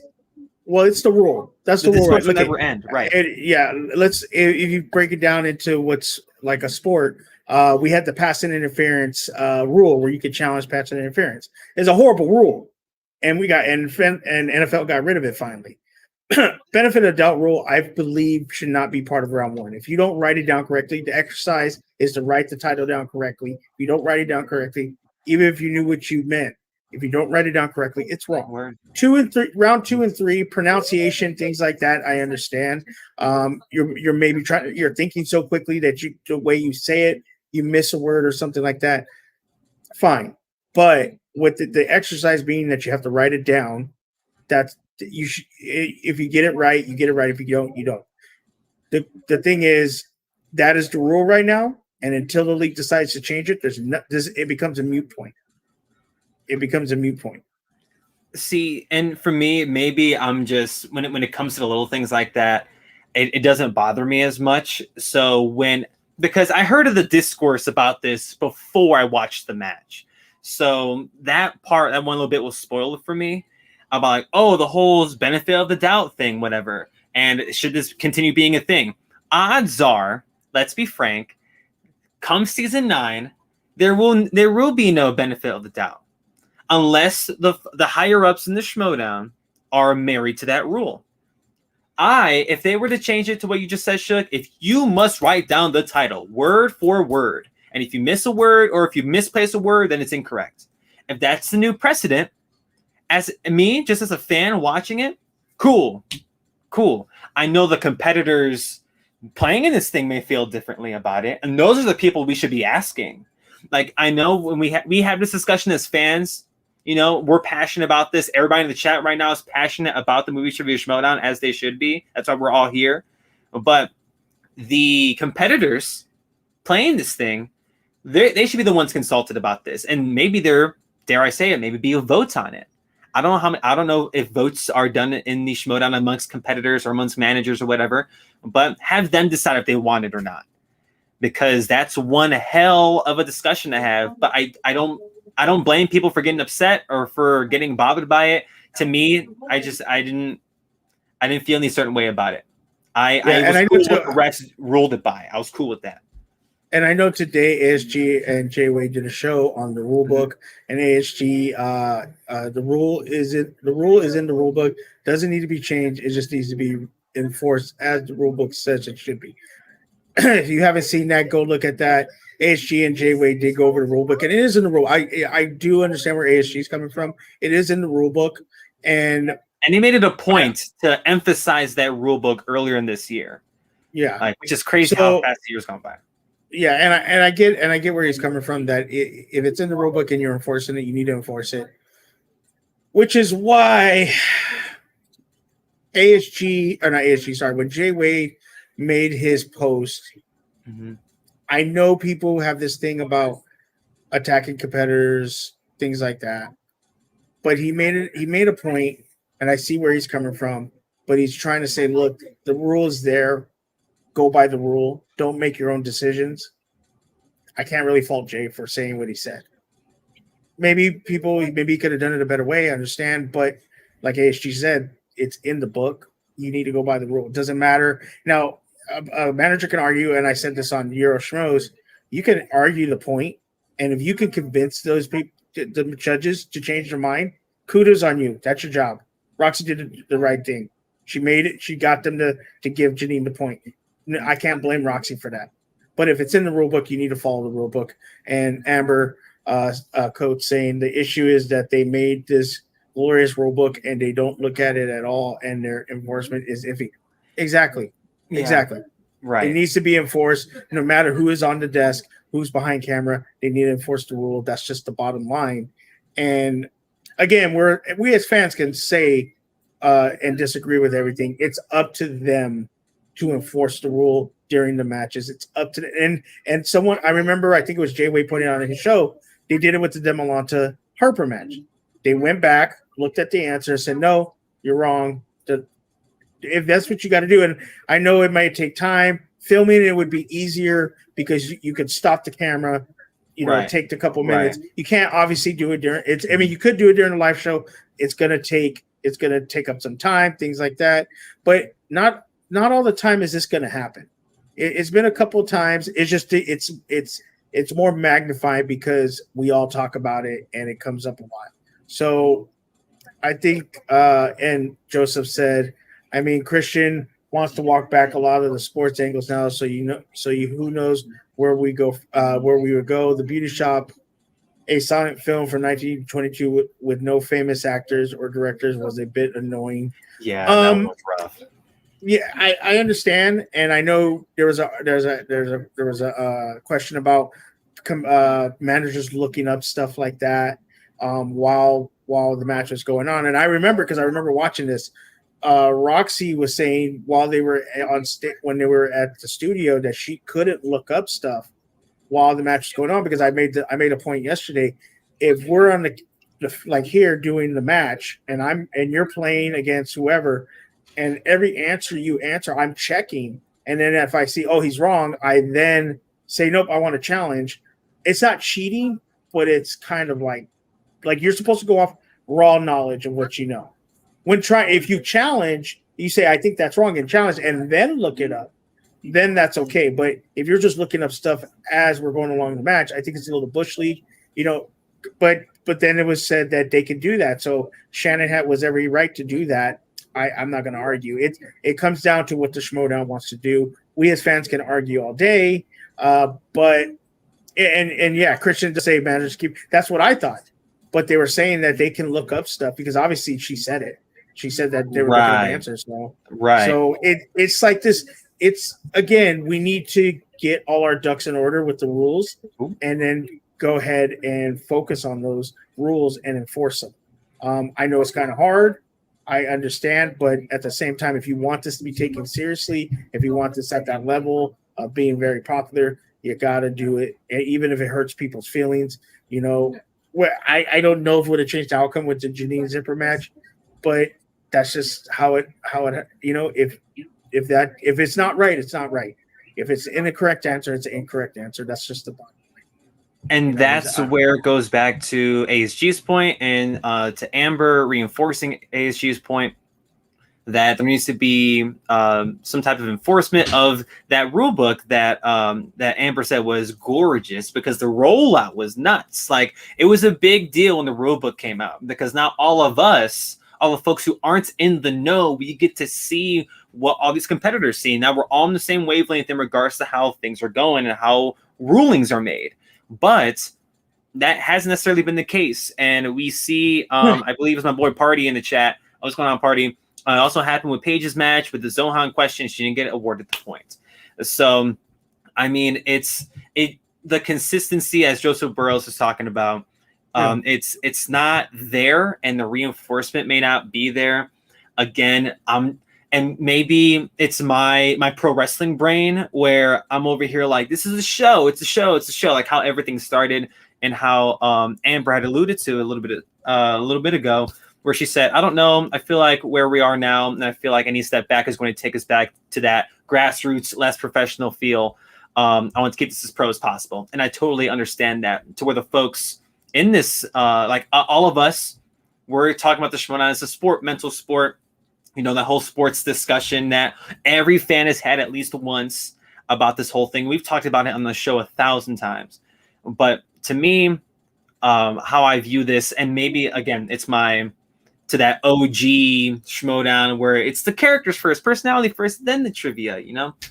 I didn't have a strong opinion about this, but the consistency of there being the benefit of the doubt discussions is getting tiresome. Yes, we're in September. The season ends in 3 months. That's spectacular. Something has to change. Something between now and then. Or even after then, before season 9 starts.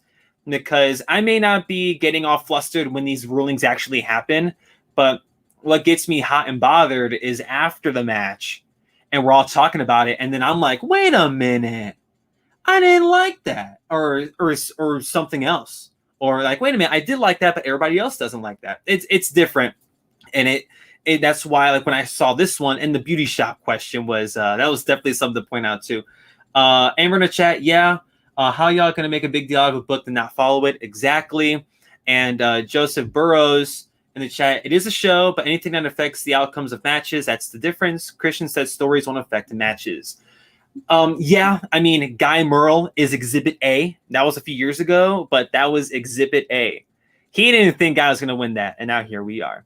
That's another what if for you, Dagan. What if Merle won that match? What if Guy lost? Another Schmodown what if. I want to see that series. Jeremy Miller in the chat. I'm tired of the discussions also, but it's only because the wrong rulings keep getting made.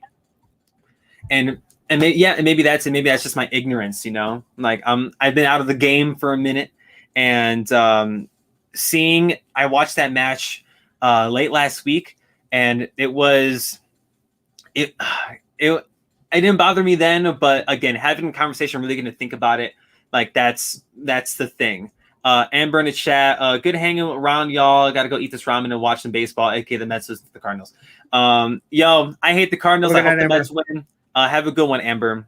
Go have some fun. But yo, either way, Janine got the W.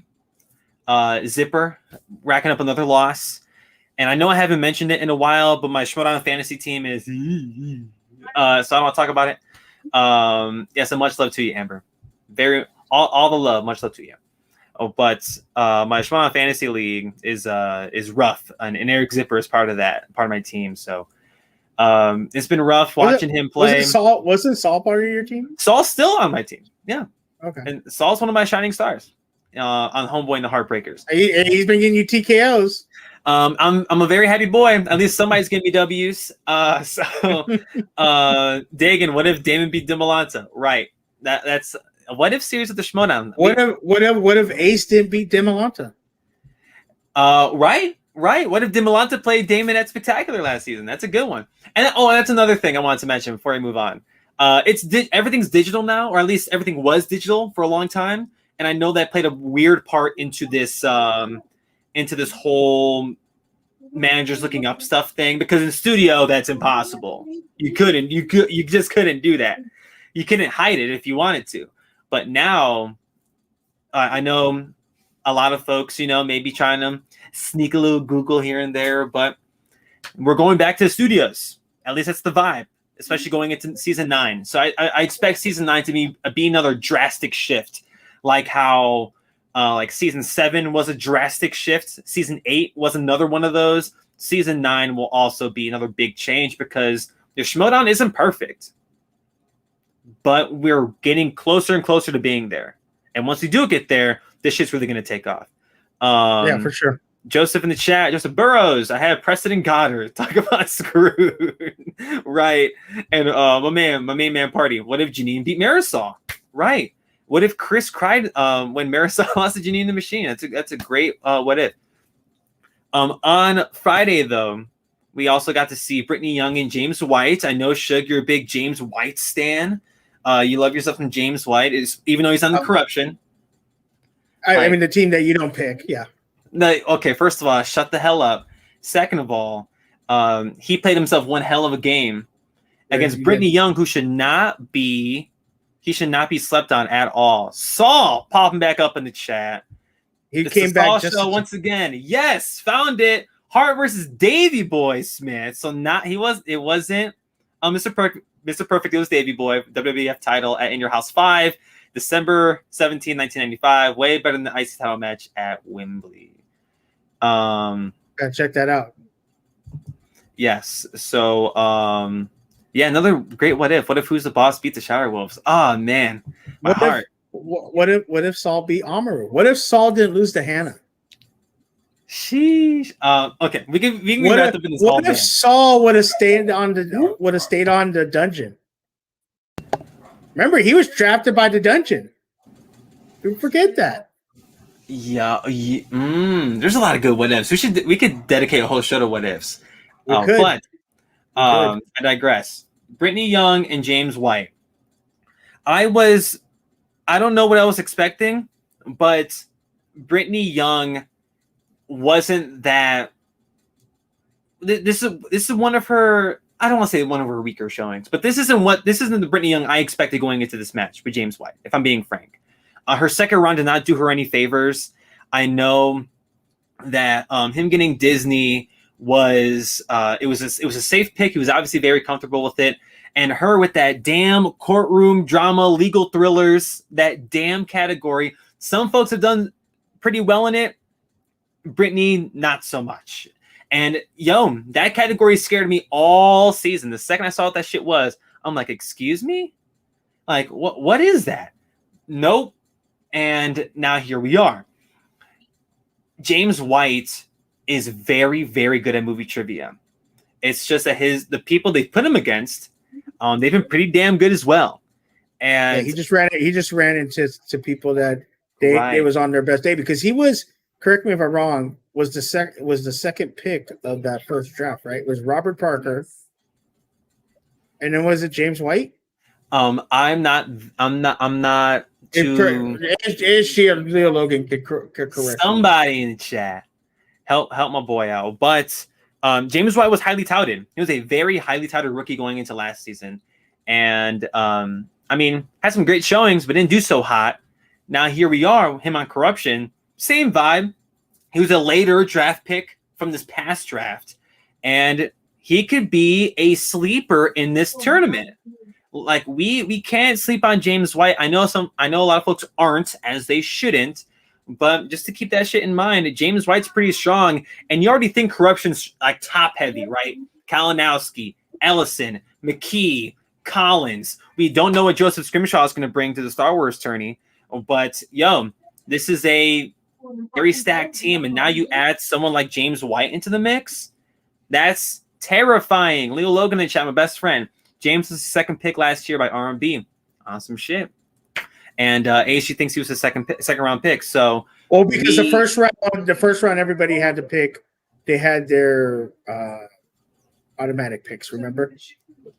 Oh, because it was if you pick the teammate, then you get the other one. Yeah. And then it was like it started being real. And Robert Parker was like the first one. And then it was like, I think I don't remember who Kaiser kept, but then R&B. Because R&B took was it Smets? No. R&B took that Kaiser chose. He chose Kaiser took Smets. Yeah, it was Smets. But R&B took oh my god, why can't I remember right now? It was I will get back to it, but I know James White was a high pick because I remember everybody in the room was highly touted. It was he was one of those rookies that people had their eyes on. People were talking about him, that he was going to do some pretty great things. And now he hasn't reached that level, and that was low key, like not only like fans' fault, but hype from the Schmodown in general. ASG in the chat, I think he took Ethan straight up in the first round. It was Right. it was Ethan. Yeah. So the golden boy should have been the Gator. Not gonna say anything.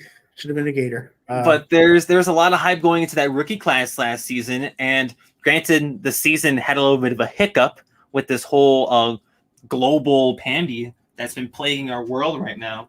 But this is the James White that we've been expecting. Perfect in the first round, missed his bonus question, but glides through Disney. And as I believe Dagan said earlier, thank you, Saul. It was his protected. Yeah, it was. Thank you. It was a protected pick. Yeah. So I think it was Dagan that said this earlier, where he spun both of Britney's strengths in Disney and John Hughes. Yeah. Oh no, it was Jeremy. Excuse me. Jeremy said that, where James spun both of her strengths, John Hughes and Disney, stuck Disney, and did a pretty damn good job at it. One of my favorite real slices of the week. I know we'll talk about that in a little bit. But I love both of those options, but obviously did a great job with them. And James White only needing his 2 and his 3 in the third round to beat Brittany, but Brittany did sweep her round 3 questions. So Brittany's still pretty damn good at movie trivia, but she just ran into the wall that was James White that day. James White doing some great stuff for corruption. Let's not sleep on James White. He's had himself one rough-ass Schmodown journey, and it's still continuing, especially going into this tournament. Leo Logan, James versus Del Rio is going to be a match we won't overlook. Hell no. I'm calling upset. James White is going to beat David Del Rio. Ooh, I don't even know when that match is. Do we have a date for that? I don't even know when that is. I'm gonna be. I'm not. I'll look it up right now. Let me look up the. ASG did say the schedule is up for this week. Thank you, ASG. And Peggy, what's up? 2 of my faves, Barbanzo. Ooh, Jacoby and the Kid. Besides the pay-per-view. Let me see where we at. What's today's date? Today is September 13th. Okay, so we're not getting the early match. We're not getting an extra match this week. We are not getting Adam Collins versus Becky Govins on the 15th. We have Barbarian versus Alonzo Duralde the 16th. Right. Brendan Meyer versus Jacoby Bankoff the 17th. Right. Ethan Irwin versus Marisol McKee is the pay-per-view. So we will have Show Me the Money this Friday. And then next Wednesday we got Nikki Demolanta versus Ross from the Den. Yeah, Woo, that's going to be a good match. My boy ASG in the chat too. Mike Kalinowski versus Paul Walter Hauser. That's going to be a great match. That's going to be a goodie. Ben Bateman versus Paige Fabretti. The match we have all been waiting for. Friday the 24th. My birthday is the 23rd. Guess what? I get an early birthday gift. And that is going to be amazing. Our person in the back, are we bringing you in or are you bringing yourself in? Okay. No, he's just hanging out there. And so we have a bunch of great. I mean, this next 2 weeks, talk about great matches. We have a ton to look forward to. But for sure. I want to also mention this one thing about Brittany and James that Dagan had mentioned, that it was Brittany's worst match versus James White's best match. I mean, statistically, was it her worst match and his best? Because I mean, I don't doubt the best part. He did pretty damn well in this match. Her worst, because who was her debut against? It was Paramo, right? She faced Jader. So, I know that match wasn't perfect either, unless it was. I just don't remember. But Brittany didn't play too hot. But that's wheel slice, that courtroom dramas, legal thrillers, legal dramas, whatever the hell that category is. Like it's rough. It scares the shit out of me. And then watching somebody else struggle through it, just it emphasizes my feelings about it. It's a scary ass category if you don't feel comfy with it. And what she's been away from 2000s. So again, like, talk about what if for Schmodown. You could talk about what if literally any match where the person took the second spin, and what if they took their first? Like, just literally any match ever. So it's a toughie. It's a toughie. But seeing James White in advance, I don't want to say I'm surprised, but him versus Del Rio is going to be a barn burner, an absolute barn burner. I'm really looking forward to that. So the Del Rio match and the James White match, we don't even have a date for. But I'm calling it. Time to breathe. James White is beating David Del Rio. calling it right my now. man just calling a shot. Like Babe Ruth out here. ASG. Didn't realize how much court movies I watched until I saw that slice. And didn't realize how many court movies I have not seen with that slice. Dagan in the chat. True, she got a tough category in round 2 and got everything in round 3, so may not be her worst. Yeah, I'm saying she did pretty well in round 3, even though that 5-point question about I, Tanya. I know it's like I thought James's 3 was harder than her 5, but that's me and my subjective nature. ASG. What if Zipper went multiple choice on Oliver? Probably gets the win. Who knows? Who the hell knows? I'm telling you that what if could be for anything ever in any match in this showdown.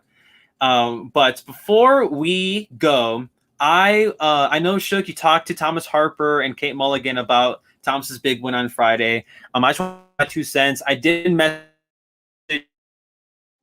Harper, friend of the channel, really, all the times he has just come on our shows and dealt with our bullshit over and over and over again. Big love to Thomas Harper for getting that W. That match with Andrew DeMolanta, I mean, they both missed a couple times, or in Andrew's case, in that 4th round, he skipped over one, and that proved to be the nail in the coffin. 1 point. Yeah, I mean, right. I think did he? Let me look at it. He got a Thomas Harper got a steal in the 2nd round, and Thomas missed 2 in the 1st round. Like there were some questions missed, and there were some points. Well, Thomas Harper missed two questions in the 1st round, but DeMolanta misses his bonus. So if he makes his bonus, and then he gets the Anakin question in the speed round, he wins the match. And Chris is frozen. Chris is frozen. All right, we're gonna take Chris out for a second. Wait until he comes back. But yeah, that was a very close match, and really, look, I didn't want either to lose. So it's tough on me. I'm a fan of both of them. And like I said before, if you have not watched DeMolanta's show, go watch the recent episode. He talks about mental health, talks about the reason why he didn't want to be in he decided to stay out of the tournament, and things like that. So it's very, very, very, very good. I recommend it a lot. And look, that says a lot about the person, Andrew. I really appreciate him as a person because how amazing he steps up and talks about his mental health and how much he doesn't want it to affect his life. So if you haven't checked it out, please check it out. Make sure to like it. And just give him a shout out, man, because he's such a good dude. He was a great champion. And like I said, think about that. Out of the 4 title matches in Star Wars this year, Andrew DeMolanta was in every single one of them. And I think Jeremy had posted I mean, that's a lot of questions, plus the overtime with Damon. That's a lot. That's a lot for a person to do in 1 year. So I am truly glad he's taking time off. Take the time off, come back next year. If he doesn't want to come back next year, you can't take away what he did this year. First guy to beat Damon twice in a row in championship, not just regular match. I know other people will say Knapsack beat him. Right? I'm talking about straight up championship. So I think Chris is back. Did you get your interview fixed? Yes, I'm fine. Everything's fine. What were we talking about? Thomas Harper. Congrats, brother. Thomas Harper, go ahead. Remember when you were talking about DeMolanta and his reaction to when he won and how happy you were for him in that moment, right? Like when DeMolanta punched the table or like whatever the hell he did. Yeah. When I was watching Thomas's match and I was at work, it was very quiet in the room I was in. And Thomas's, it's like, and your winner, and new, and he was like, oh my goodness! When he did that, I popped in the newsroom when that happened. It was nuts. It was incredibly, it was fulfilling to watch someone that Matt and we got to talk to him in January during the whole rookie influx. We all did. We all got to talk to him, but the fact that he's been so kind to us as a fan of him, as a fan of his. I was so happy to see him win. We did him. Oh, Chris. Andrew DiMolanto. No. What? No? You're freezing again. You're freezing again. Am I fine? Yeah, you're good. You're good. Okay. You're good. You mentioned it earlier. I'll wrap this up. You mentioned it earlier. I'll say it again. Andrew DiMolanto deserves all the love in the world. He's played in all 4 Star Wars title matches this year so far.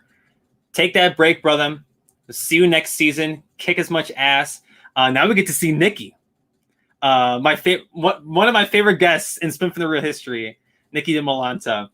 Yeah. I'm so excited to see her potentially be that DiMolanto to play at Spectacular.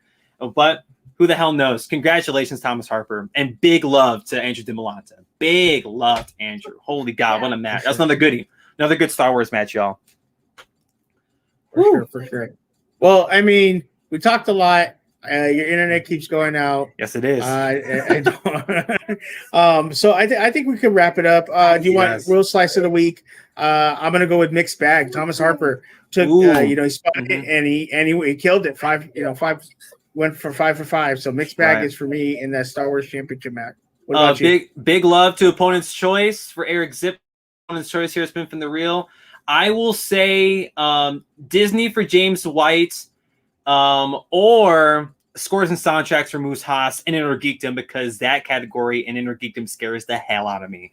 So big love to both of those wheel slices, and big love to everybody who joined us in the chat. Thank you guys so much for coming out and hanging out with us over the last 2 hours. Really appreciate the love. Jeremy Miller did say in the chat, I want to mention this. Harper mentioned even if he defended at Spectacular, he would say DiMolanto would be Star Wars Player of the Year. I would also have to agree with that notion.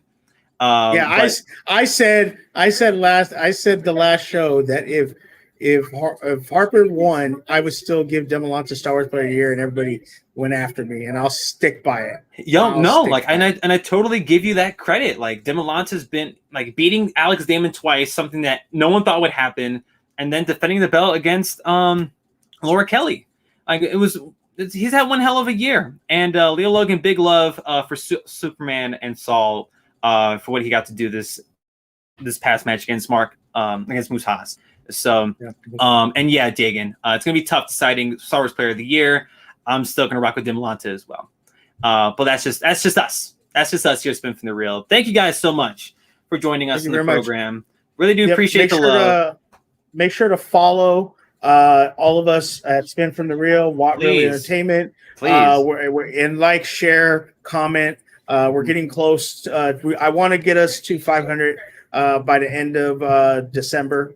We're at like 3 something. So please share. Let people know about us. We appreciate it. Yes, we're trying to do big things. There's other shows on this channel. And I want to make sure that they get the love. I like to do my little puns. I know, Chris, you were really scared to come back. But real talk. It was great to have you back. It was great to have you back. And I've missed doing the show. I miss doing all my shows on a wide. It's going to be weird because of work and my other responsibilities, and I'm still not settled, as y'all can tell. Still not settled in my permanent space. Hopefully, I will be by next week. But in the meantime, just subscribe to the channel. The RGC will be back very, very soon. I miss the Real Geek Core. I miss Wrestle Real a ton. I miss doing Spin from the Real. But Matt and Suge have been holding it down every Monday, 8 p.m. Eastern, 7 p.m. Central, 5 p.m. Pacific for all my buddies in the West Coast. Suge, I'll see you very, very soon. Spectacular. Spin from the Real is going to be there, and I'm so stoked to do it. Again, Real Sports tomorrow on Tuesdays. When the RGC gets back, it'll be on Wednesdays. Wednesdays, the RGC back very, very soon. You already know the Real Geek Core. Thursdays, really scared to be back very, very soon. I know we're on a lot of hiatuses over here at Walt Real Entertainment, but you know what? That's just the way it is.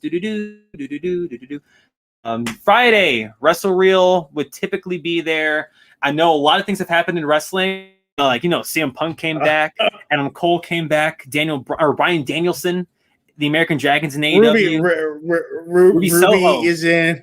Ruby Soho's in AEW. There's rumors that Bray Wyatt are going to be in AEW. Yeah. Brock Lesnar returned.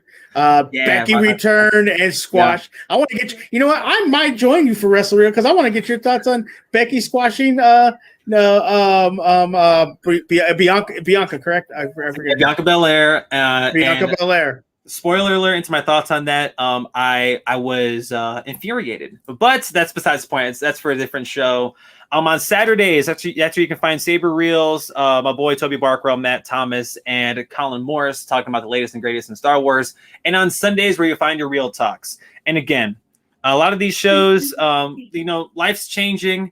World is weird right now. So please, if you don't see these shows on their regular days, we apologize. And trust me, as someone who does damn near half the shows on this channel, I very much apologize for my absence. But just subscribe, follow us on Twitter. We will post updates on all these shows the second we could. And watch out for a video today of me and Chris doing a TikTok together. Yeah, should call me to collab. We're doing it's coming out today, so be ready. Yes. It's going to be amazing. Yes. Like the video. Samoa Joe got hurt. Yeah, NXT champion. We find out this. We didn't do predictions. Oh, okay. Predictions. Collins, Peggy, who you got? I'm going rocking with the Den. Peggy Gubbins.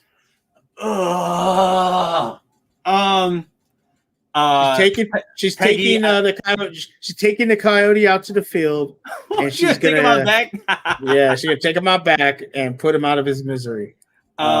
Peggy, you know I love you. And if God, you're gonna go against Peggy? And if are you really gonna go? Adam Collins, I owe you a shot. I'm a Lord, not on the back out here in the Chicagoland area, but I'm a rock with Adam Collins on this one. Disrespectful. I'm sorry.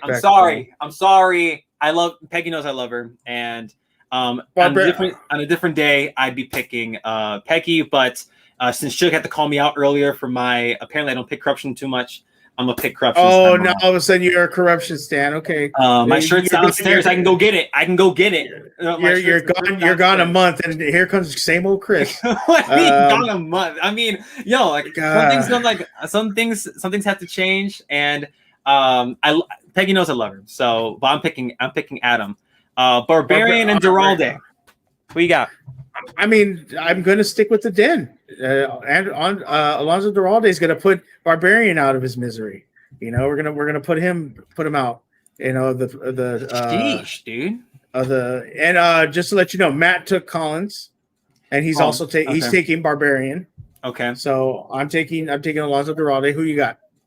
I am picking Barbarian. I love Duralde. He's also part of Homeboy and the Heartbreakers, but I don't know how my man's going to do. I didn't think he'd debut this late into the season, or at least have a singles match this late into the season. So I'm going to choose Barbarian and go from there. We got Brendan, the young adult Meyer against Jacoby Bancroft. Shook, who you got? Well, Matt got Brendan Meyer. Okay. I am also going to be going with Brendan Meyer, the young tenderoni. Is going to be slapping his Roni around, and he's going to take Jacoby Bancroft and take his young tenderness and rub it all over Jacoby.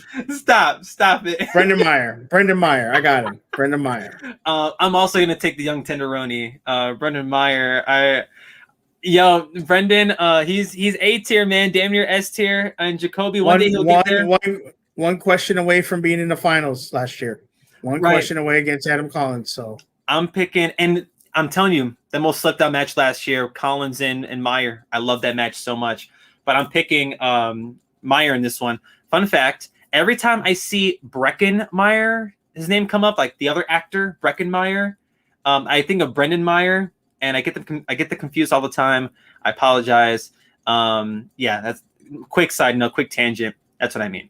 And last but not least, the pay-per-view. We get one match this week, and it's going to be Ethan Irwin, singles championship match against Marisol McKee. All these folks. You got Dagan had Marisol, AC had Ethan. Here it comes, you guys. Here it comes. Chris is going to go against corruption once again. Corey Cameron has Marisol McKee. Brian in the chat's going on with Brian. He has Marisol as well. Jeremy has Marisol. So many folks have Marisol in this. And oh yes, ASG, to answer your question, the kid is going to Franklin and Bash's competition. Yes, thank you, ASG. Thank you. But Shug, who you got? Marisol McKee, Ethan Irwin. Man, this is so hard because Ethan Irwin, like the guy's a machine and he's studying this year. I think I gotta go with the obvious pick. There's an obvious pick? And your new Showdown champion, Marisol McKee. Yes, I am going for the upset. Marisol McKee will be the first singles female champion. Book it, woman champion, book it. She's just going to be a great champion. Corruption is going to win the title. Calling it. Ooh, man. Shug. And by the way, quick love to Matt Thomas. He informed us that he also has Marisol McKee in this match. He believes. And here comes Anthony Lopez not picking corruption once again. So the winner of this match will obviously be a person of color. And I'm over the moon to watch this. It's two people I'm a big fan of, Ethan Irwin, Marisol McKee, as my dogs bark in the background. I really want this match to be special. I want Marisol to really bring her best because we know what Ethan is going to do. Shit, we know what Marisol is going to do. They're both going to bring their A game. At the end of the day, we're going to have a new singles champion by the end of Friday evening. It's going to be Marisol McKee. Marisol's winning the damn thing. And I second Brian's notion in the chat. I want to see corruption v. corruption. Marisol chance in New York City.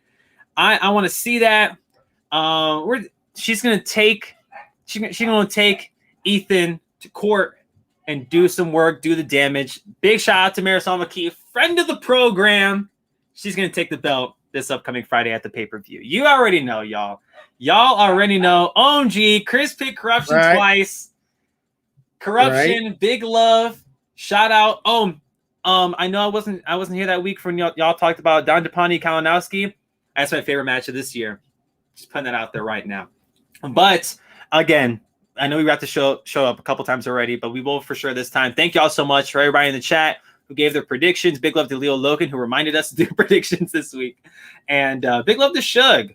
I know that it's kind of been away for a minute. Shout out to Shug and the Matt for holding everything down. But you know what? Life happens. And we're still going to be doing Spin from the Real. This show will still be on here every single Monday, 8 p.m. Eastern, 5 p.m. Pacific. You already know. And, ooh, look at that. Dagan. Marisol will be on Indie Given Schmo Day on Sunday, talking to Corey and Dagan. How about that? Big love to them, our homies, Dagan and Corey. Friends of the program. Gotta love those dudes. We love everybody in the chat. Every single one of y'all who've been here, who is here, who will be here watching later. Leave a comment, drop a like on the video. It really helps us out, and subscribe if you already haven't. But for my boy, Suge Knight 323, follow him on TikTok and Twitter. My name is Noah Draw Mother Effer. Chris Anthony Lopez. Follow me on Twitter and TikTok as well, I guess. But we'll see you guys next time. Spin for the real, not for the pegs. Bye, y'all. Peace. Adios.